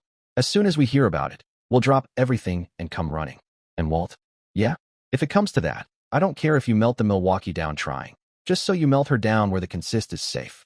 It turned out that there were lights on in the Jerusalem paper office, and Bud expected that he'd find a working phone there. He heard the rock power up for the last of the switching while he struggled through the snow to the office, which was close enough to the smoke from the burning hopper cars to get a whiff of the smell every now and then. It was warm inside and quiet, but only took a moment to find a phone and called down to the engine shed in Camden. McPhee answered the second ring. What's up, Randall? Bud asked. I've got another engine, if you want it. Bud searched his memory quickly. Just where would there be any more power on the north side of the river? There certainly weren't any more CNSL engines north of the drawbridge, and Marks had said that the SW9 was the only D&O engine on this side of the river. Just where did you find this engine, Randall? Right here. You remember me telling you about those TV guys? Well, Bill Lee from the Lordstown Northern just called. Apparently one of the TV guys knew that the 9608 was here, and they asked Lee if he could take them up to Warsaw. He told them, hell, no. Of course, but he called me and told me that he wants to help. We can take her if we want her. That wasn't going to be much help. I think we'd better pass on that, Bud told the old-timer. Call him back and tell him thanks, but no thanks. McPhee was from a different era. Diesels were mere industrial machinery to him, but the Lordstown Northern steam engine represented his youth. He and Stevens had done a lot of work on its restoration. Why not, Bud? He asked. She may be old, like me, but she'll still pull. We won't put her on the plow lash-up, but she could pull the way car and quite a bit of fire equipment on flat cars. Randall, right off the top of my head, I can think of a dozen reasons why not, Bud replied, a bit irritated with his exhaustion. First of all, that old tea kettle is a museum piece. What the hell is Lee going to say if we get it wet or bust something? He'll have our hides. He knows it's a risk. I told him we'd try to take good care of it, but that we couldn't guarantee anything. Yeah, but what if it craps out? That old crock has been kicking around most of this century. And where do you think you're going to coal that thing up? You'd have to fill the tinder at least once in good weather to get up here. In this stuff, who knows? And water? You'd have to get water at least that often, if not more, and they tore out all the standpipes years ago. McPhee was adamant in defending the old engine. Well, if it does go out on us, which I don't think it will, we'll just have to push the consist back to the nearest town with the plow train and let it sit. We can get water from fire hydrants on the way up here. There's no problem with that. And coal is no problem, either. We've got a gone load we were going to take up to Moffat the day before yesterday, but they called us and told us that they didn't have the ones they had clear yet. I'm sure we can get the coal from the customer. Just one other little thing, Bud replied, realizing that McPhee was winning. Just who the Sam Hill is going to run that thing? Henry and I ran steam for 30 years, McPhee snorted. We'll run it. We've run it before, filling in for Lee over at Lordstown. Like I said, it's a good engine. We know it. So just who's going to run the 303? Oh hell, Bud. The D&O is sending 4 crews over here. Some one of them can run it. Bud knew defeat when he saw it. Oh, all right. Look, the only reason I'll let you guys do it is that the Milwaukee just half crapped out on us, and we can use the power more than ever. I think you'll find the line to the south, especially down by Thunder Lake, will be plugged to beat hell. Maybe the steamer can lighten the load for the diesels a little, and maybe they can have a little better chance of beating their way through. Besides, if you get stuck, you'll have the steamer and its consist, so you can rescue yourselves and back up to the nearest town. Nobody's been killed in this yet, and I don't want you guys to be the first. Stay pretty close together, in case one or the other of you gets into trouble. Oh, and one other thing. What's that? I don't want you 2 crazy old crocs killing yourselves pitching coal to that thing. You're going to have a few young studs from the D&O, and probably some Camden firefighters. Let them do the shovel work, and you guys just tell them how. You 2 are damn near as old as that engine, and that engine was old when Rudolph Diesel was still around. And don't forget, that engine stood in a city park for 20 years, so keep the load light, less than half of what you would take in good weather. I'll ask around up here and see if there's anything they want brought up from Camden. Bud couldn't make out McPhee's reply, for he heard Linder's voice responding to his question. Snorkel trucks, air compressors, and a fire marshal, he said. Bud told McPhee to hang on for a minute, then turned to Linder. What was that, Fred? If you're bringing up something from Camden, I'd like to have a couple snorkel trucks to protect the roof of the main plant, air compressors to fill face mask tanks, and a fire marshal to see if he can figure out what caused this mess. Anything else? Yeah, the whole city fire department, but I suppose that's out. Bud nodded and turned back to the phone. Randall, I'm going to have the guy here called down to the fire department in Camden and have him explain what he wants, but it sounds like a couple flat loads. We can do that, McPhee agreed. All right, Be careful and let us know what's happening, Bud said. Good luck. With the phone hung up, Bud turned to Linder. You'd better call the Camden department and tell them directly what you want. Relaying it through us, your order might get screwed up. No problem, the fire chief responded. They told me over at the train you were looking for me, and they're ready to go. Bud explained the problem with the standby train. We ought to be back in 4 or 5 hours, he concluded. Anything special you need from Spearfish Lake? Just any departments that show up, and all the men they can bring, Linder replied. I'll let Upton know if anything comes up. God, I'm glad you've been able to help us out. We'll keep it going as long as we can, Fred, Bud replied. I'd better get a move on, or we'll never get back at all. The switching had all been done. As Penny made a final check of the way car on the minuscule consist that Plow Extra 1 would take back to Spearfish Lake, Bud got a call on the VHF from Walt. I hate to see you leave, the Milwaukee's engineer said. I just hope we don't have to scram unless you're right close by. Let's just hope that you don't have to scram at all, Bud replied. Good luck, Walt. Good luck to you. You take it easy, Bud. I won't be able to help you if you get stuck someplace. If Ed doesn't get the Burlington going, you might stay stuck till spring. When you get back to Spearfish Lake, why don't you load my snowmobile on 101, just in case that happens? That way, you'd at least have a way to safety. Good idea, Walt. See you in 4 or 5 hours or so. Plow Extra 1 hadn't been in Warsaw long, perhaps half an hour. Nobody thought to check the time. Now, it was leaving again, the only link left between Warsaw and the outside world. Since the plow was trailing the lonely engine, its point facing uselessly to the east, Penny was riding in the cab with Bud. The young brakeman was looking tired. He'd been on the go for 18 hours or so now, but then, so had Bud, who was twice Penny's age. The load was light this trip. Plow Extra 1 consisted only of the Blue Rock, the plow, the way car carrying 4 ambulance cases and 3 ambulance attendants, a flat car with a bus loaded on it to allow space for people to ride on future trips, and a mere 3 empty flat cars. With the 3 left in Spearfish Lake, that meant that any further loads would have to be on those 6 flat cars. Perhaps even Fred Linder didn't realize how weak the lifeline to Warsaw was, but Bud certainly knew. Not 12 hours before, he had 3 engines. Now he had 1.5. The Milwaukee had to be left in a possibly critical role, simply because there was nothing else available.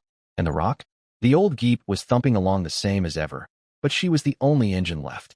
If anything went wrong with her, Bud didn't have enough people, either. He and Walt were the only 2 diesel engineers he knew of in either Warsaw or Spearfish Lake. There were 3 brakemen, Penny, Sloat, and Matson. Matson was an amateur, of but limited help, and Sloat was more valuable working on engines. Somebody that knew what they were doing had to ride the plow eastbound, and that left out Matson or any volunteer help. Everybody was hoglawed by now, anyway, except for Sloat, and there was no rest in sight. Calling for McPhee and the train from Camden was a faint hope, at best, Bud knew. It was too small, too weak in this snow. They might be able to get past Thunder Lake in this weather, but to be realistic, that was a long shot, even though it had to be tried. Help from the Kremling branch and the DNO seemed even farther away. In any case, they'd have to keep on punching the best they could until the fire was over or help arrived, rest or no rest. Rest. How Bud needed it. He envied Walt, up there in Warsaw. Even as Plow Extra 1 was getting up speed, Walt was probably curled up somewhere getting some sleep, but would have loved to curl up somewhere and sleep, even for an hour or so. Maybe he could. John, he asked the brakeman, do you have any idea of how to run this thing? Diesels have but 3 main controls, the throttle, the valves for the air brakes, and the reverse transition lever. With the train running smoothly, running it would be mostly throttle jockeying. I can run it a little. Walt has let me do it for a bit now and then. Run it then. If the going gets tough, wake me up. God damn it. No, Randall McPhee swore. I haven't got enough power to pull half of Camden up there with me. But think of all those poor people taken from their homes, the Red Cross woman simpered. She'd pestered McPhee from the minute that she had heard of the attempt to make it to Spearfish Lake and Warsaw. They need food. They need blankets. They need clothing. Randall McPhee was no executive. Part of the talent of an executive is to say no, make it stick, and not hurt feelings at the same time. McPhee did not have this talent.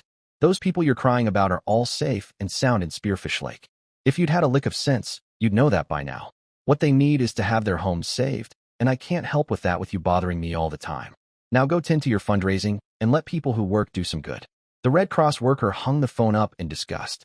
In the ramshackle little cubbyhole at one end of the abandoned loading dock in the Camden engine shed, McPhee swore again. He had to be everywhere at once, trying to get things going for the relief train that Ellsberg needed, and every crazy scumsucker in Camden seemed to think that they had to talk to him, when all he needed to do was to railroad. He even needed someone here in the shop to answer the phone while he and his old-time buddy, Henry Stevens, were out in the yard trying to get things set up. McPhee and Stevens had been friends for more than half a century. McPhee had never gotten beyond the 8th grade. His family was too poor.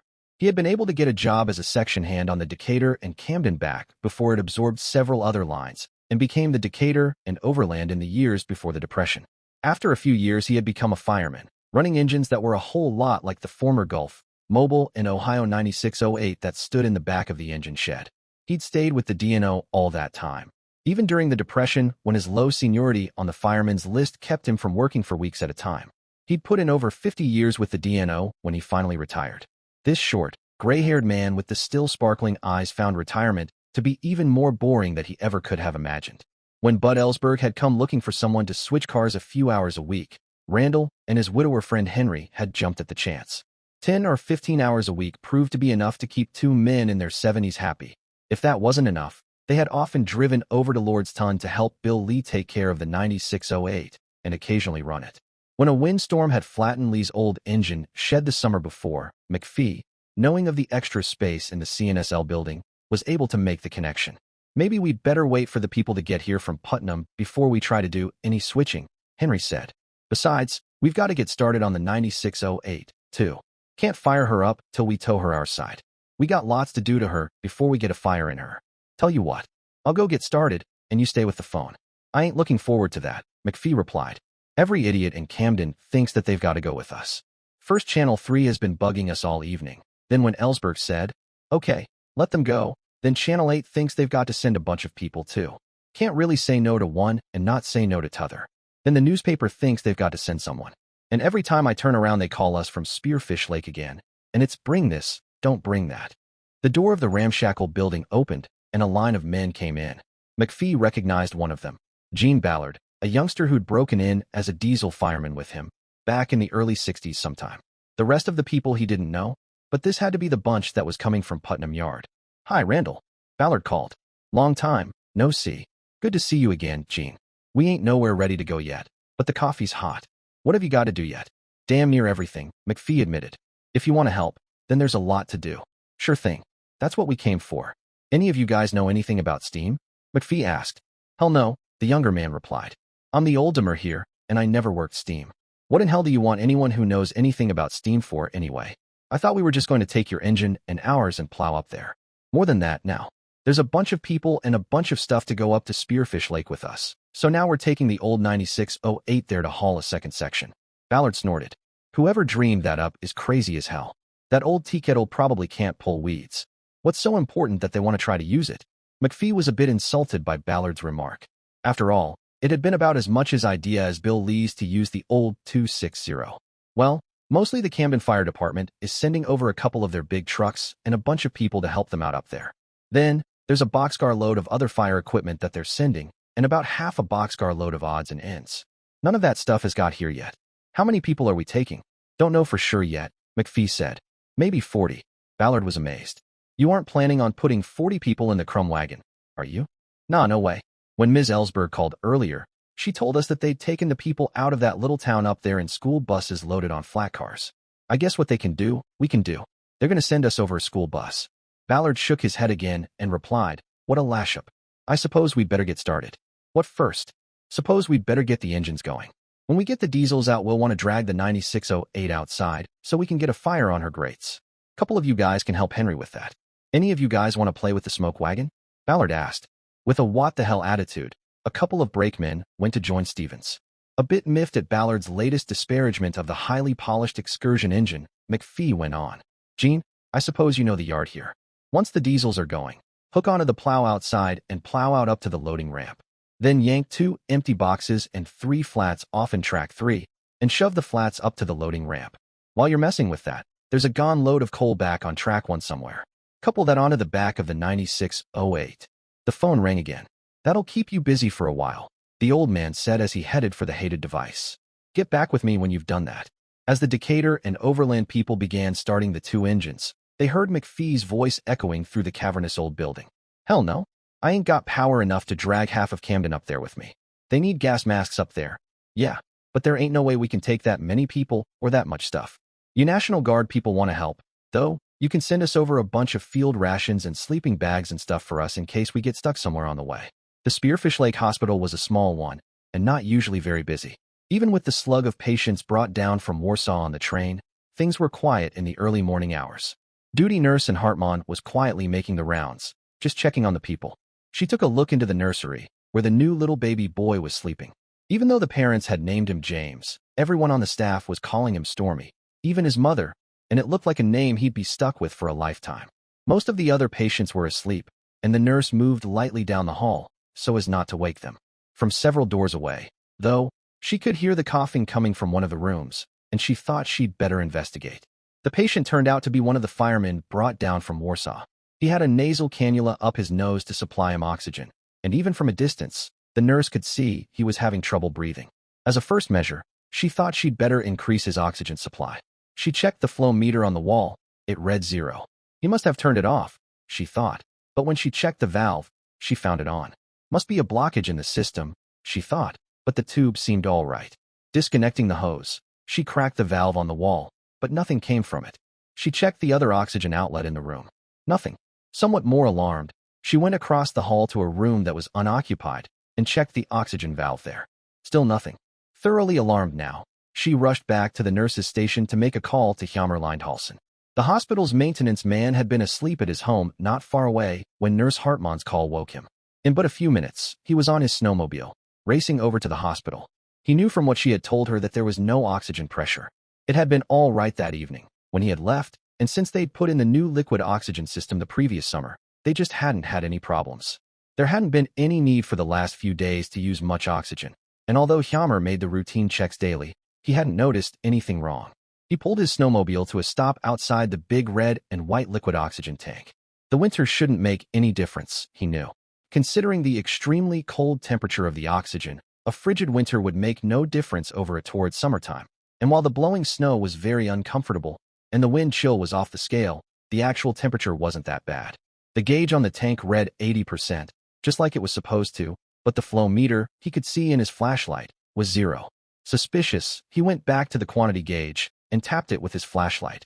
Instantly, it fell off to 0, and Lindhalsen's heart rate almost did the same. The gauge had been stuck, and there had to have been a leak for some time, somewhere. Whatever it was beyond his capability to fix. They'd have to get a serviceman up here after the storm.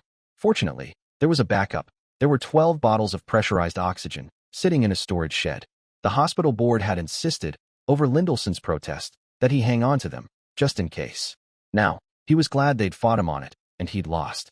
It only involved the turn of a couple valves to isolate the liquid system and get gas flowing from one of the green bottles. Lindhalsen went inside and told the duty nurse that she had gas again. The liquid system's busted, he told her. There's 12 bottles in reserve, but some of them have been used out of. But that ought to hold us for a while. Not if they bring many more toxic smoke poisoning cases down from Warsaw, she said. Yeah, I didn't think of that, Lindhalsen said. I'd better call Rod and see if he's got any ideas. The 9608 had a cab that was open in the rear, and the rear was pointed to the east. Snow was already drifting underfoot when McPhee climbed up to have a word with Stevens. You about ready to get steam up? He asked. Got a fire in her, Stevens said, but it's going to be a while yet. Everything else loaded and ready? Not by a long shot, McPhee admitted. The bus is here, but we haven't got it loaded onto the flat yet. The fire department hasn't gotten here yet, not to mention all the stuff they're bringing. He changed the subject. Let's make sure we take some spare batteries for the radio. Since the LN used their ALCO for switching with the DNO or the NCRR when there was a freight car to go over to Haleyville, there were occasionally 2 engines operating on the line at the same time. Thus, the battery radio. Thought of that already, Stevens replied. I sent one of the DNO guys to get some. How long before you think you'll have this ready to go? An hour, maybe a little more. Gives me something to work with, McPhee said, switching on the radio. When it had warmed up, he called Ballard, who was in the cab of the 1478. You about done with the switching? Been done a long time, Ballard replied. We even got that gone load of coal onto the back of the parlor stove. Noticed that, McPhee said. We've still got a lot to do before we're ready to go. Why don't you guys plow out to the north a ways? That'll give us a running start when we do get this section ready to leave. Sounds good, Ballard said. But I thought you wanted us to stay together. I do, McPhee replied. But we'll catch up. You won't be going that fast. Before you go, stop off by the tank car over behind the engine shed and top off with fuel. I'm pretty sure the switches are all lined your way once you're past the Y. but you'd better check and be sure. Good enough, the radio squawked. One more thing, the old man said into the microphone. You'd better stay in radio contact in case you have trouble and we have to come pick you up. Ballard laughed. More than likely we'll have to be the ones to come and pick you and that old trash fire up. Stevens looked up from the 9608's boiler. He keeps bad-mouthing this old girl, he said to McPhee. I don't want to wish him ill, but I'd sure like to see this old girl yank his butt out of trouble. When McPhee walked back into the engine shed, the phone was ringing again. He was prepared to say no again, but this time it proved to be Kate Ellsberg, calling from Spearfish Lake. We just had a call from the sheriff, she said. They've got a shortage of medical oxygen at the hospital here. The supply is down to next to nothing. I gather that they want you to gather up all the medical oxygen you can get your hands on and bring it with you. Upton says do it, even if you have to leave some firefighting equipment behind. How much does he think they need? McPhee asked. He didn't say. I didn't talk to the hospital directly, but the sheriff said to bring all you can get your hands on. Ms. Ellsberg, Randall sighed. I hate to say this, but I don't have any idea where I'd round up something like that at this hour. I don't either, Randall. But, for a start, I'd call up the Red Cross and see what they can do. McPhee spent a few minutes working up his courage once he was off the phone with Spearfish Lake. The way he had told off that woman earlier, she probably wasn't ready to give him the time of day. Might as well get it over with, he thought, dialing the phone for Sally Keller, the woman he had talked to earlier. This is Randall McPhee from the Camden and Spearfish Lake Railroad. You still want to do something for those people up in Warsaw? He asked. Are you finally going to let us take food and relief supplies after all? She sniffed haughtily. That's not what I'm calling about, he said as gently as he could manage. I've just had a call from the office in Spearfish Lake. They need medical oxygen up there, and from what I gathered, they need an awful lot. The woman in the office said they were almost out of it. How much do you need? They didn't say, McPhee told her. They just said, bring all you can get your hands on. I've got about half a boxcar left, and I could find more space if I had to. How much is half a boxcar? It's a space. Oh, 8 by 8 by 20 feet. That's an awful lot of oxygen. There may not be that much in all of Camden. Tell you what, McPhee said. We're going to be ready to go in about an hour. If you can fill a third of that space with oxygen, you can have the rest of it for relief supplies. The woman hesitated. We'll have to send a Red Cross representative, too. McPhee was relieved. Space for one, and the relief supplies was a reasonable trade for the oxygen. I can let you have space for one, he said. We're going to be crowded as it is. Get it here as fast as you can. The longer we fiddle here, the longer it's going to take to get up there. As McPhee hung the phone up, he became aware of someone else in the little office. He prepared to say, no again. And who might you be? He asked. Lieutenant Johnson of the State Fire Marshal's office. I've got the Camden Fire Department detachment that's going to Warsaw. Glad to see you, Johnson. I was beginning to wonder if he was going to get here at all. It took a while. They took a couple people from each station, rather than just strip one station. By the way, call me Milt. How many people you got to go, Milt? 20 was all you said to bring. So 20 is all we brought. We'd sure like to take more. I'd like to take more myself, McPhee replied. But we've only got so much power, so we've got to keep the load light. What equipment you got to go? When they called from Warsaw, they said what they needed real bad was snorkel trucks and air compressors. We brought 2 snorkels, a truckload of hose, some 4-inch booster pumps, and 2 diesel air compressors. Those are on trailers, so they'll have to go on flat cars with the trucks. And we have every spare air pack in Camden. Rounding up all that stuff is what took us so long. How big are those trucks? They're just about the biggest equipment Camden's got. They're about 50 feet long. They've got arms that reach 90 feet in the air and shoot water. McPhee nodded. How long are the compressor trailers? Johnson scratched his head for a moment. I didn't really notice. They must be 12 or 15 feet long, counting the tongue. The flat cars that McPhee had, the same ones that Bud had brought down on SLCR 21 the day before last, were only 60 feet long.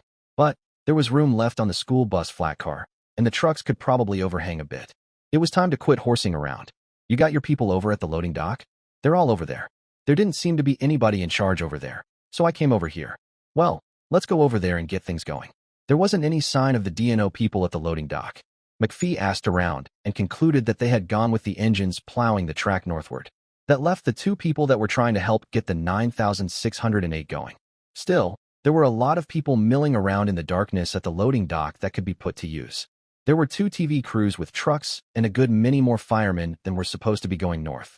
A city plow had cleared out a parking spot near the consist, and there were several cars and 3 ambulances. Johnson told McPhee that Camden Receiving Hospital had put together a crew of doctors, nurses, and emergency medical technicians to help relieve the hospital in Spearfish Lake. They had a lot of medical supplies. I hope all these people don't think they're going, McPhee told Johnson. No. A lot of them are off-duty firemen that I called over to help load some of the stuff. Glad you did. It looks like we've got to load more stuff than I thought. I'll tell you what. Set your people to loading all your loose equipment in that first boxcar. That one's all yours. We'll put the National Guard gas masks and the other stuff that they're bringing in one end of the second one. Put any luggage and medical supplies in that one, too. Any medical stuff that would freeze goes in the way car. The Red Cross is supposed to be over here after a while with more stuff, and I promised them half a boxcar. Once you get that going, get back with me, and we'll try to sort out all these other people in your trucks. Are you Mr. McPhee? A tall, distinguished-looking man in a parka asked. I am, he said. And who are you? I'm Nathan Chamberlain, of Channel 3 News. Look this way, please, he said, pointing to one side. You must have seen us on television. Wouldn't know, McPhee replied. Never watched Channel 3. Before we get this interview going, Chamberlain went on, unperturbed. When do we load our crew truck? Said you could take a crew, McPhee told him. Didn't say nothing about a crew truck. I got trouble enough trying to figure out how to load what we got to take. Keep your crew down to a couple people, too. We've got a lot that's got to go. That doesn't include TV people. McPhee thought for a moment, then went on. Say, aren't you the son of a bitch that called Bill Lee last evening? I called Mr. Lee over in Lord's Ton, yes. Well, frankly, Mr. Chamberlain, I don't give a good goddamn whether you go or not after going behind my back like that. My boss said I could take TV people if I had room, not that I had to take them. As far as I'm concerned, take a couple people, but we'll load the Channel 8 people first. McPhee turned to check on the flat car space, leaving the reporter in a strange condition, speechless. The cameraman, who had been running the video camera all through this episode, knew that this was one news bite that would never make it to the air, but would get played in the newsroom over and over again. Milt Johnson came over. It's good to see that guy read off for once, he said quietly. He's a pain in the ass at every fire we have. Felt good to tell someone to go to hell. Johnson changed the subject. Have you figured out how you want us to load these vehicles yet? McPhee had the flat cars. Well, the bus would go first, I guess. It wants to go all the way up to the end of the flat car. Put an air compressor on the flat with it, then the other air compressor on the end of the next flat car. Then, if you take one of your snorkel trucks and stick the front of it right up against the air compressor and let the tail of it hang over the end of the flat car, it ought to go all right. That leaves room for your other snorkel truck on the last flat car. We're going to have to tie those vehicles down, somehow or another, the fire marshal said. Right. There's truck tie-down chains on those flat cars. If your people can't figure out how to use them, I can show you. While McPhee and the Camden Fire Department people were getting the flat cars loaded, Ballard's Decatur and Overland crew were out with the two diesels, plowing the tracks to the north. The tracks were more or less crosswind, and they had been drifting over for almost 2 days since Bud Ellsberg and John Penny had taken SLCR 22 north. The two engines did not have much more power combined than did the Rock, up in Spearfish Lake, and their total weight was much the same. The CNSL's little plow was much less efficient in the deep drifts than the big plow that Bud had on the Warsaw run, and it made for slow going. Where the big plow stood up so high that it took a man in the plow's cupola to see what was ahead of the train, the little plow was small enough that it didn't need an observer. It was possible to see over it from the cab of the 1478. The problem with the little plow was that it couldn't chew through drifts as deep as the big plow could handle. When it hit a drift that was deep enough, snow would come right up over the top of the blade. Ballard and his crew were pushing as hard as they could, and they weren't even to the first little town up the line before the nose of the 1478 was caked in snow to the point where the running boards were carrying tons of it. The 1478 was in the lead, and it was followed by the much smaller 303. While Bud and the people in Spearfish Lake knew the little 44-ton GE as the Chessie, McPhee and Stevens, with their D&O heritage, weren't much on nicknaming engines. Neither of the engines was equipped to run multiple unit with the other, so both of them required a crew on board. Being of such different sizes and makes, the operation of the two engines was far from smooth at first. There was a good amount of jerking and jolting and bumping as the little plow banged into a drift, exploding snow into the air and caking yet another layer onto the 1478's red and white paint. Their speed was not great, but in an hour they were halfway to the little town of Moffett, where they would be near the limit of their radio range. Under McPhee's orders, they couldn't go farther than that. Think we ought to give the steamer a call while we still can? One of the spare engineers asked Ballard. I suppose so, the senior man replied. Might as well find out if they're coming at all. He reached for the radio and called, Extra 9608. This is Plow Extra 2. Are you guys on the move yet? He had to call a couple times before Stephen's voice replied weakly. Not yet, but we've got steam up and we ought to be leaving before long. We're getting out of range, Ballard said. If you need us, give Putnam a call on the yard frequency and have them call us on the route frequency. They should be able to reach us for another hour or so. For an engine as small as it was, the steamer's whistle was amazingly deep-throated and melodious to those who had become used to the metallic blatting of diesel air horns. It was the sound that McPhee had grown up and grown old with. And as the sound came through the blowing snow, it carried the message that the engine was under power and would soon be ready to go. It had taken longer than McPhee had hoped to get the vehicles tied down and to get the equipment loaded. The oxygen from the Red Cross hadn't arrived yet, and McPhee had about made up his mind to leave without it if they didn't show up by the time he was ready to go. The 9608 panted steam into the storm as it pushed its pilot up to the way car and coupled on. "Looks like we're going to have to go," McPhee said to himself as he walked up to the old museum piece to tell Stevens to back the consist up to where they could run around it. After that, they would back out to the Y and be able to head north with the whole train in proper order. Stevens was waiting for him. "You know, Randall, we really shouldn't have these guys firing," he said, referring to the D&O men that had helped him get the old engine going. "After all, they're supposed to be the relief crew for the diesels." "Suppose you're right," McPhee replied. "But if we're going to let these guys go, we're going to have to see if we can get some of the riders to help. You and I are just going to have to ride herd on them." McPhee walked back to the bus flat car, which was by now filled with Camden firefighters. He called out to them, "Any of you people here think you can be a fireman?" This statement was met by a chorus of hoots from the passengers. As the yells and catcalls died out, McPhee went on, "Good. We need some people to poke coal at the old steamer that's going to pull this train." As the little crew was climbing up to the cab of the 9608, two National Guard trucks roared up out of the storm. "You guys the train for Warsaw?" a driver yelled. "Sure are," McPhee yelled back. "What you got for us?" "Oxygen and relief supplies from the Red Cross." McPhee was impressed. Sally Keller may have acted like a twit, but it was an impressive feat to pull that much stuff together in the time she had, at that hour of the night. "Second boxcar back," Randall yelled. "I'll get us some people to help move it."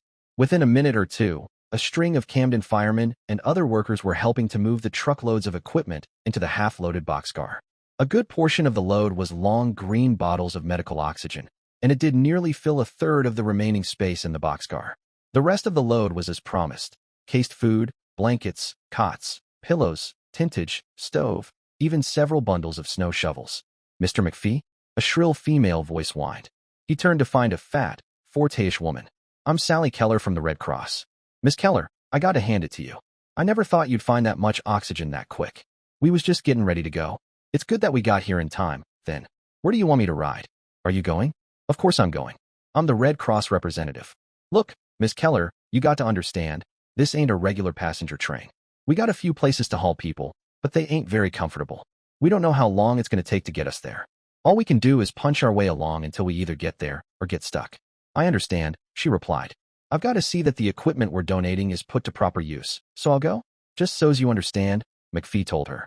"You might as well ride in the way car." "The what car?" "The caboose." "I'll see you later," he said, noticing that the last truck was nearly empty. "We've got to get moving before the track ahead of us drifts up behind the plow train." For 30 years and more, the 9608 had mostly been a survivor. Now, at least for a moment, and perhaps for the last time, all those years of survival had a purpose. Up in the wind-blown cab of the engine, Randall McPhee and Henry Stevens felt a breeze of their youth. McPhee drove the engine through the deepening snow while Stevens tried to give the two firemen a short course in being firemen of another nature. McPhee only ran her about 25 miles an hour, since the track wasn't good for much more, and she wasn't much faster than that. Anyway, the engine's owner, Bill Lee, had prudently set the safety valve rather lower than it had been set in the engine's youth. Still, right at that point there wasn't much snow on the track, which was relatively level, and the load was light. Like a piece of machinery much younger in years, the engine rods pushed the drivers along as the old machine pressed northward on her mission of mercy. In spite of the darkness of that early hour, the misery of the howling winds and the blowing snows of that pre-dawn hour, word of the 9608's coming had somehow reached the little town of Moffett, 15 miles up the track from Camden Yard.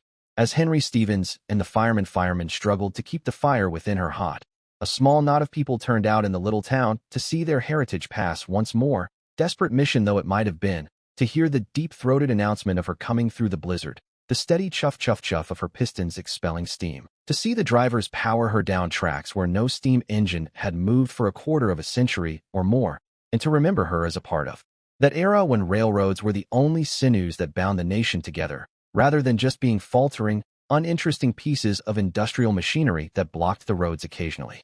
Had he thought about it at all, the romance of this snowblown mercy mission would have been lost on Randall McPhee. He had a job to do. What the engine's passing might mean to someone watching had nothing on what the engine was pulling might mean to some other, more desperate people. By the time he was passing through Moffat, he was beginning to wonder just how far ahead the two diesel engines and the plow might be. He knew that they had a pretty good lead, but they couldn't be plowing snow as fast as he was going. He had to be closing on them. He had been trying to get them on the radio for the past several miles, without success. Finally, Plow Extra 2 called him and asked where he might be. Just passing through Moffat, he replied. Better slow her down, Ballard told him. We're down where the track comes out onto the shore of Thunder Lake, and we're stuck. There was fire burning each side of the Rock's cab as Bud pushed it for all it was worth through the driving snowstorm. The Rock's whistle woke Bud from his nightmare. He looked over at Penny, who was sitting unconcerned at the throttle. From the sound, the GP7 was plugging along much like always. There wasn't a fire pursuing the train through a snow-covered forest. Where we at? Bud asked as he stood up. Just blue for the 919 grade crossing, the brakeman replied. Bud looked around. It was still snowing and blowing just as hard, and he really couldn't see very far in the gray light of this stormy dawn. From what he could see, the Rock was pushing through the snow reasonably well. They were carrying a healthy load of power, but not an excessive one.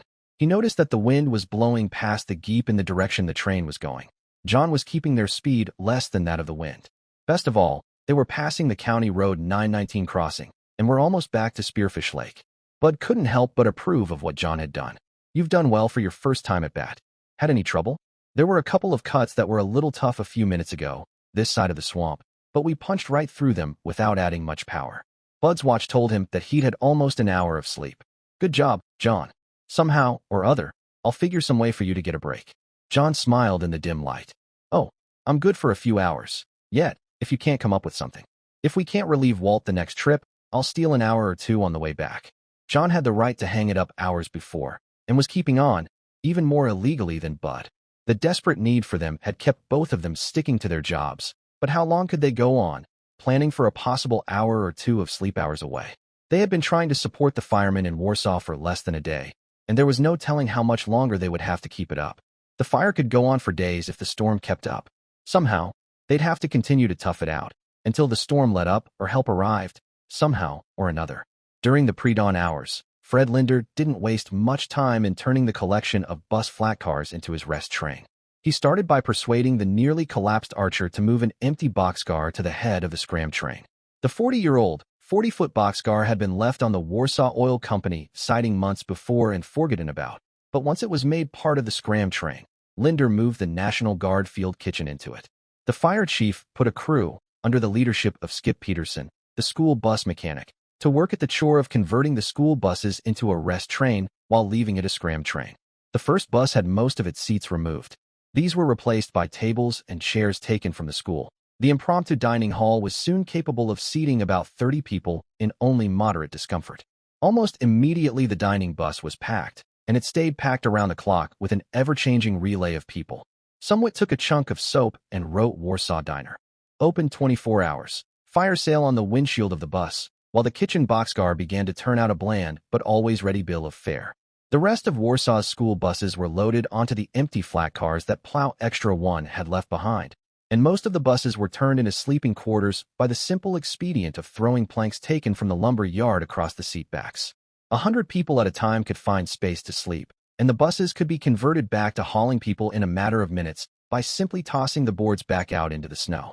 Here, too, the quarters were inadequate and uncomfortable, but they proved that they would make do by being crowded from the beginning by tired firemen and Warsaw locals.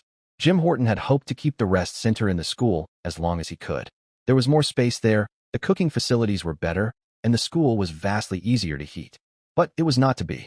He was supervising moving a reserve of food from the school when he smelled the pungent smoke from the still-burning hopper cars filling the halls. There were people sleeping on the floor all over the building, so to get them out in a hurry, he hit the fire alarm. Like it or not, after that the scram train was in business. It would take a big wind shift to move it from its position on the main line east of the fire, but if it shifted, the train could be moved away. Plow Extra 1 was now crawling up to the state road crossing outside of Spearfish Lake. Bud yanked on the whistle cord, even though it seemed unlikely that anybody would be on the state road, then turned to his brakeman. It's time to be thinking about switching around for the next trip, he said. What I guess we want to do is to go past the east-west switch, then right back down to the piggyback ramp. If they've already got flats loaded, that'll put the empties on the wrong side of the full ones, John replied. He thought about it for a moment and went on, but what the hell? If they are, we'll move them. We'd probably have to anyway. Look, if there's a fire department waiting, we're going to want to do a fairly fast turnaround this trip. Let's get the switching done and the consist set up for the next trip. Then why don't you drop me at the office and run this rig on up to the engine shed and get it fueled up? Can you do that? Yeah, sure. No problem. Good. When you get up to the fuel hoses, tell Ed that I want to see him in the office. The flat cars at the piggyback ramp proved to be loaded. The Blair Volunteer Fire Department had arrived in Spearfish Lake not too long after Bud had left on the last run. The vehicles had been loaded onto the cars and tied down. Bud could see through the snow that another fire department had arrived and was sitting in the parking lot waiting for the arrival of the empty flat cars that Plow Extra One had brought from Warsaw. Guess we'd better see what they've got to go, Bud told Penny, reaching for the radio. You girls awake in there? He asked. I am, Kate replied after a moment. Betty's asleep now? Good enough. What's that fire department that's waiting to load? That's the Lynchburg people, plus some stuff from Blair that we didn't have room for. We've got about 5 flat car loads. We didn't bring that many empties with us. We've only got 3 empty, but we can get another if we unload the bus flat we brought, Bud apologized. If you can, refigure the loading to only take the major units. Take everything they can, but have them leave utility trucks and the like, if it comes to that. If you don't know how to do it, don't worry. I'll be up to the office in a few minutes. It was only the work of a few minutes to get the loaded flats away from the piggyback ramp and replace them with the empty ones. Then, John took the rock up track 1, left Bud at the office, and headed for the engine shed.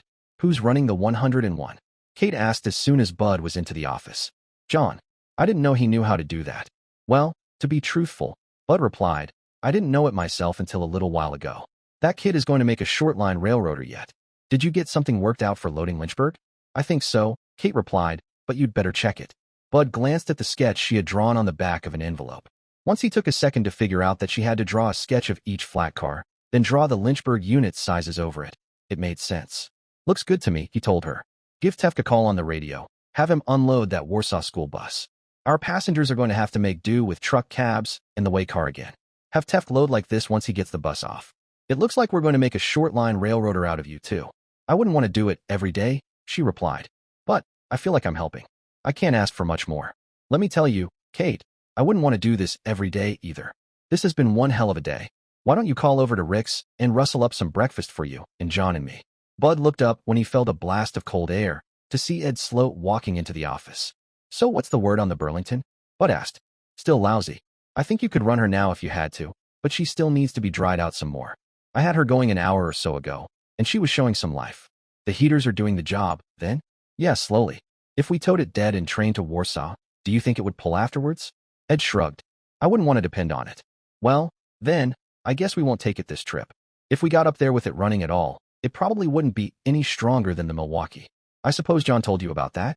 He did, the mechanic replied. I couldn't figure out anything from what he was saying, though. He didn't look at it. Walt and I kind of poked through it, but we couldn't make heads or tails of it, either. Can the heaters on the Burlington pretty much take care of themselves? Not really, but all they've got to do is to be checked every now and then. I left Tefk watching them for a few hours while I went home and got some sleep. He managed to cork off a bit while you were gone the trip before last. Good, Bud said. Look, I want you to go with me this trip. Take a few tools and whatever you think you might need to figure out what's wrong with the Milwaukee, and maybe fix it. That'll leave at least one of us halfway fresh. You mind doing that? No, that's fine. I was thinking of suggesting it, anyway. Raymond can keep after those heaters. All right, go get those tools together, and tell John to come up to the office here and grab some sleep on one of the cots when he's done fueling. That way, he'll be here if something comes up. I'll meet you out at the fueling dock when I've got everything ready here. I'm going to go over and check the loading. Out at the loading ramp, Raymond Tefk was getting the Lynchburg Volunteer Fire Department tied down. All the vehicles were on the flat cars, and it wouldn't be long before they were ready to go. The Lynchburg chief was there, and was a bit upset at having to leave an ambulance and a rescue van behind. Bud agreed that it was too bad, but that flat car space was at a premium this trip. They'd try to bring the vehicles next time. Bud looked at the flat cars.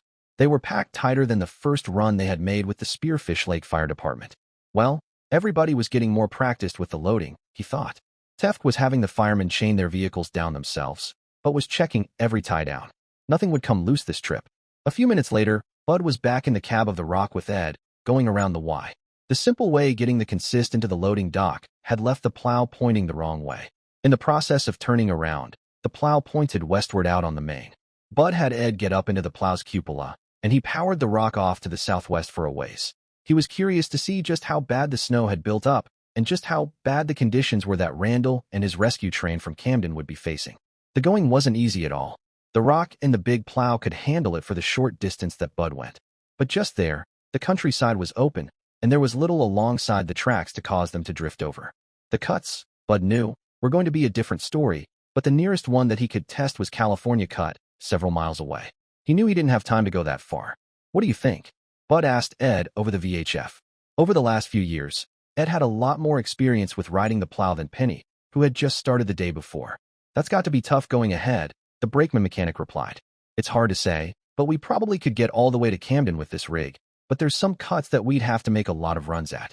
And, you know that section down there by Thunder Lake? The wind whips across that lake for miles, then dumps snow right on the tracks. That would take a lot of punching." Bud thought. The little plow couldn't do the job that the big plow could. Maybe he was asking too much of his Camden crew. But then, McPhee had more experience than that of Bud and Ed combined.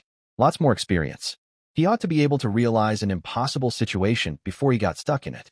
"I think McPhee's got enough sense to know when to give up," Bud said into the microphone. "Guess we'd better be heading back. I found out just enough to worry me more." A few minutes later, Bud yanked on the whistle cord, and Plow Extra 1 began to move. "Oh, hell," he said to Ed on the VHF. "I was going to have Walt's snowmobile loaded onto the running board. Well, to hell with it. We've done without it until now, so I guess we ought to be able to do without it this trip." "Good idea, but let's get this show on the road," Sloat agreed. Once again, Plow Extra 1 was on the move toward the stricken town. While the Scram train was being jury-rigged for its purpose, Jay Roberts was feeling lonely and cold as he stood in the storm, beating on the side of a hopper car to try and get the caked-up DAP to flow into the elevator. It was a lonely vigil, wearing a gas mask and sweating despite the cold. It was a constant routine of inspecting the flow with a flashlight, then poking around in the hopper's gate with the crowbar, then picking up the sledge for another shot at breaking the load loose. In a way, the hopper car resembled an hourglass, with its load slowly flowing through the hole in the bottom. But instead of dry sand or salt, the DAP was coming in chunks that had to be broken up. After an hour or so, Chip Halsey and Fred Linder came out to the hopper car to inspect the progress. The plant supervisor climbed up to the top of the car, opened a hatch, and in the light of his flashlight studied the contents of the first bin. Back on the ground, he told the other two, "It's doing better than I expected. Just guessing by eye, I'd say it's about 2/3 empty." "Good," Linder replied. "You can get started loading it pretty soon." "Not just yet. We've got 2 more bins to go, then the other car, before we can get the elevator turned around." "We've got to do better than that," Linder replied. "The longer that stuff sits there, the more chance we have of it getting away from us. How about as soon as that bin gets empty, you start loading it again with your front loader?" Halsey scratched his head. "It's a good idea, Fred, but that hopper is higher than you think. The bucket on the front loader won't get within 3 feet of the hatch." The fire chief was feeling the pressure to get the ammonium nitrate out of town. "We could get a gang of guys with shovels." He started, then thought better of it. "Nah, that'd take too long, and there'd be no place for them to stand to unload the bucket that high in the air. What we've got to do is to get the loader up in the air farther. How about a ramp of some kind? I don't know what we'd build a ramp out of that fast. How about snow? God knows, we've got enough of it. I could get Don Curalt to bulldoze a snow ramp up to a level where you could fill the hopper bins right from the loader bucket. Fred, with all that weight up in the air and the rear wheels of the loader steering, it's going to handle like a hog on ice skates. Besides, it doesn't have much bite. I doubt that it'd climb a slick snow ramp without sinking in and spinning its wheels. It's not going to sink in after Don packs it down with the bulldozer. As for bite, there ought to be some chains somewhere in town that'll fit it. They look like about the size Skip uses on the school buses." Halsey shrugged. "It might work. It'd better work. I'll get Don right over here. He's got to respot that car here pretty soon, anyway." As the wee small hours of the morning passed, there were hopes in Warsaw that things were under control. The arrival of the Albany River Fire Department on Plow Extra 1 had given Linder some reserves. He had sent them straight to Yard 3 to add to the combined force that was trying to keep the fire out of the next yard. They were having some success. Although they had had a dozen scares since nightfall, each time they had been able to drown the small outbreaks of fire with a flood of water from the 2.5-inch hoses. Linder rode his snowmobile from the northern fertilizer plant to the Yard 3 fire, where Curalt was still working his bulldozer. "Get your cat back over to the fertilizer plant," he ordered, and went on to explain the ramp he wanted graded up to the hopper car.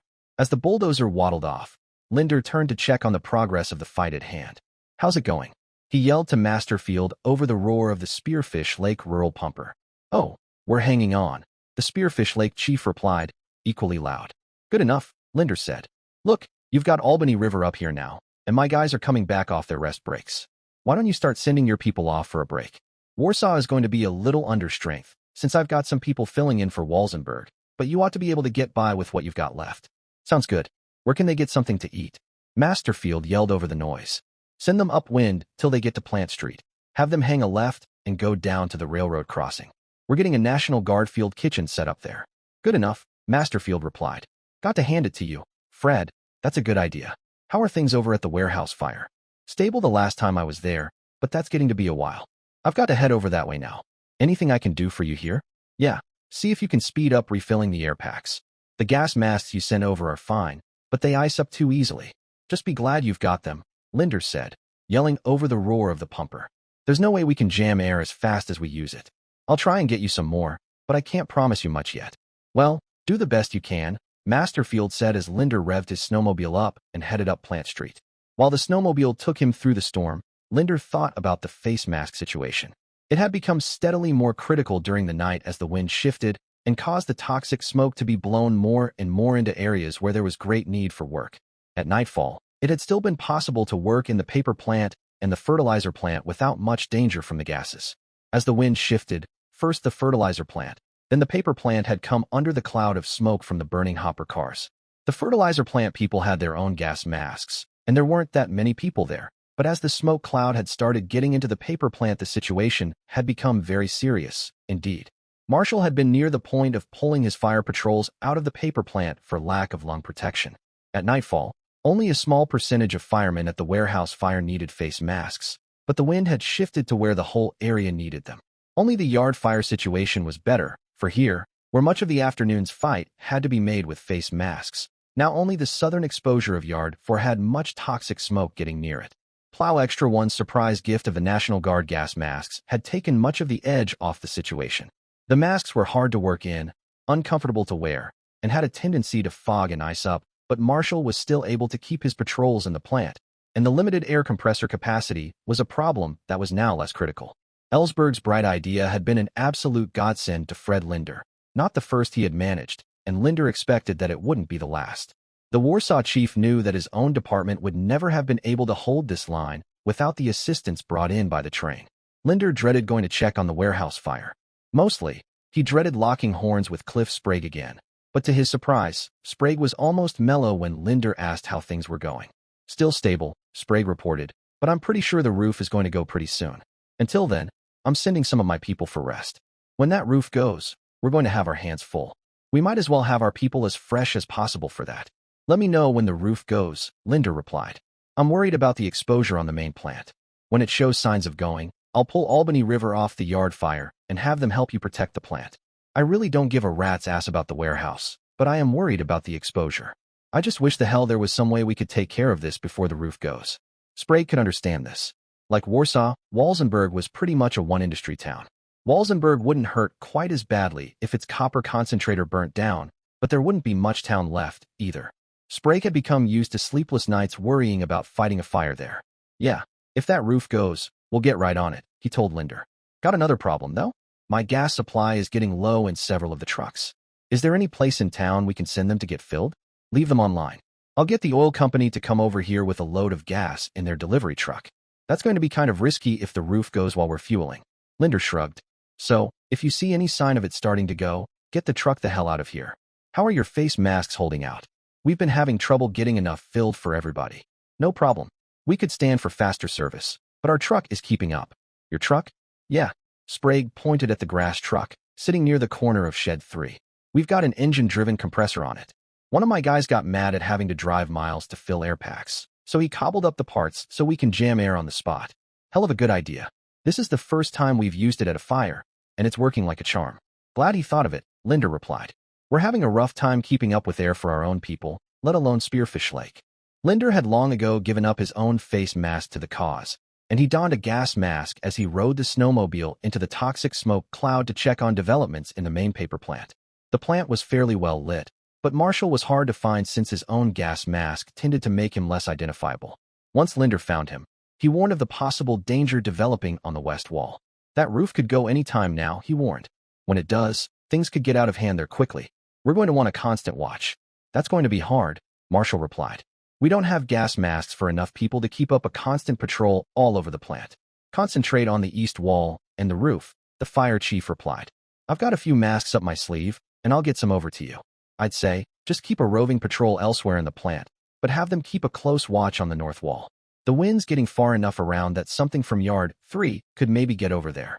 I'd have thought Yard 3 would be burning out by now, but apparently some of the pulp over there is just now drying out enough to burn. It looks like it could go on for hours. Linder rode on. At the fertilizer plant, Kuralt was just moving the hopper car forward to the snow ramp he had bulldozed. The front loader was waiting for the car to be pulled up, a bucket load of ammonium nitrate at the ready, Halsey himself driving. Here goes nothing, he yelled to Linder as the hopper car came to a stop on a piece of 2x4 laid on the tracks. Halsey let up on the clutch, and the machine pulled forward slowly. Linder walked alongside the machine at a respectful distance as it chugged up the ramp in low gear, Halsey raising the bucket as it moved ahead. Kuralt's job wasn't perfect, and the machine jolted from side to side. A few pounds of fertilizer spilled from the bucket.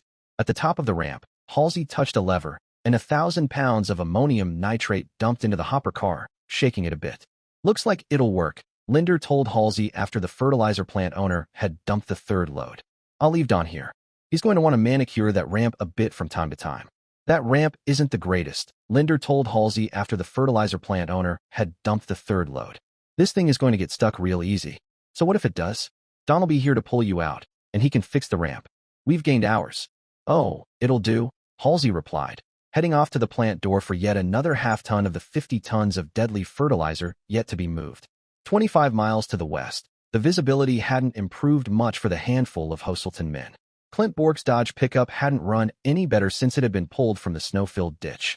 For hours, now, it had been uselessly trailing the tiny convoy as it crawled behind the blade-equipped Ford. But now, the Ford wasn't running at all. The 6 men were all under its hood, trying to figure out what had gone wrong. It's not getting any spark, for sure, Clint said. Goddamn Ford electronic ignition, the tanker driver replied. Sometimes, when they're starting to go bad on you, if you let him rest for a few minutes, they'll work again. For a while, that is. It's been resting 10 minutes, now, the Ford driver replied. And it's got nothing. I suppose it's hopeless to think that we could cannibalize the Dodge, Bunsen commented. This was such an obvious conclusion that nobody would say anything in reply. Clint left the little group and walked back to his own truck. It wouldn't idle, and it didn't start well, but as soon as he got it running, he backed off, aimed at the other lane of the county road, and took a good long run at the snow. The weight of the snow soon brought the truck's dash to a stop, and it wasn't easily backed up for another run. It took Clint 6 or 7 runs to get past the stalled Ford, which still showed no signs of running. Clint stopped beside the little group. It's going to take till spring at that rate, the tanker driver observed. Beats sitting here, Clint replied. We've only got maybe 5 miles to go.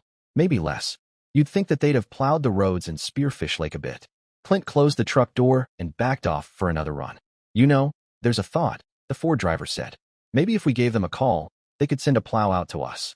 After yet another circuit of the trouble spots, where everything was still fairly stable, the Warsaw fire chief decided to see how the coffee at the scram train was doing. He had barely sat down to his cup of coffee in the crowded dining bus when the flashing lights of a Walsenburg ambulance caught his attention. Jesus, someone in the crowded bus said. That's the third one in the last few minutes. What's going on over there? Coffee forgotten, Linder headed out of the bus to the ambulance. What's the problem? He asked. Don't know, an ambulance attendant replied. Charlie here just collapsed. He's having trouble breathing. We've got him on oxygen. Linder didn't wait for a Spearfish Lake doctor to examine the fallen Walsenburg fireman. He got on his snowmobile and headed for the warehouse fire. Sprague was at the Walsenburg pumper, bending over the unconscious form of yet another fallen firefighter. What the hell is the matter, Cliff? Linder yelled over the pumper's roar. Be goddamned if I know. These guys have started dropping like flies. You'd think that they were inhaling smoke or toxic gas, but they've all been wearing face masks. Those are the air packs you filled on your grass truck? Sprague nodded. Linder motioned the chief onto the back of his snowmobile. At the Grass Turk, the air was still clear. He couldn't have been pumping smoke into the tanks, the Walsenburg chief said. We're pretty well out of the line of the smoke here. Linder started to say something, but then the wind said it for him as a tongue of the smoke cloud drifted over the grass truck, quite clear in the blaze of light surrounding the truck. That little bit of smoke couldn't be knocking those guys flat, Sprague protested. Linder thought that Sprague might have a point. Maybe it would be best to have a closer look, though. He climbed up onto the tail of the truck, which was pointed into the wind, and took his gas mask off. Over the past day, Linder had smelled so much fertilizer smoke that he wasn't sure if he was smelling right. "Cliff, come up here," he called. The other chief joined him, and Linder went on. "Do you smell exhaust smoke?" "Could be. Now that you mention it, the exhaust pipe of this thing is dead upwind of the air compressor intake." The Walsenburg chief paused for a moment, then went on, "The combination of carbon monoxide and the toxic smoke. I think if I were you," Linder said gently, "I'd valve off all that stuff you've jammed in the last couple hours." "Yeah, but that leaves my guys without any air at all. Better they be without and using gas masks than to breathe that shit." Linder was in a tough position. Being the first chief on the spot, he was in charge of fighting the fire, but there was a limit to how far he could make an order stand. "I've still got a few gas masks for emergencies," he went on, "and there may be some that aren't being used. Plus, I'll try and get you some extra air." Back at the little cluster of ambulances parked next to the standby train, Linder counted up the score. 8 Walsenburg firemen felled out of a total strength of 21. 5 were out for the duration. They were breathing poorly, kept alive only by the limited supply of oxygen in Warsaw. 3 more were not well, and ought to be evacuated, but were breathing on their own. Linder told the ambulance people and the doctor to load the stricken firemen in the caboose the next time the train was in. "How long do you think that will be?" the doctor asked. Let's see, they left sometime about midnight, so they ought to be back about 4 or 5. Any chance of getting them here quicker? I'd like to get these guys out of here. They're going to use up a lot of the oxygen we've got left."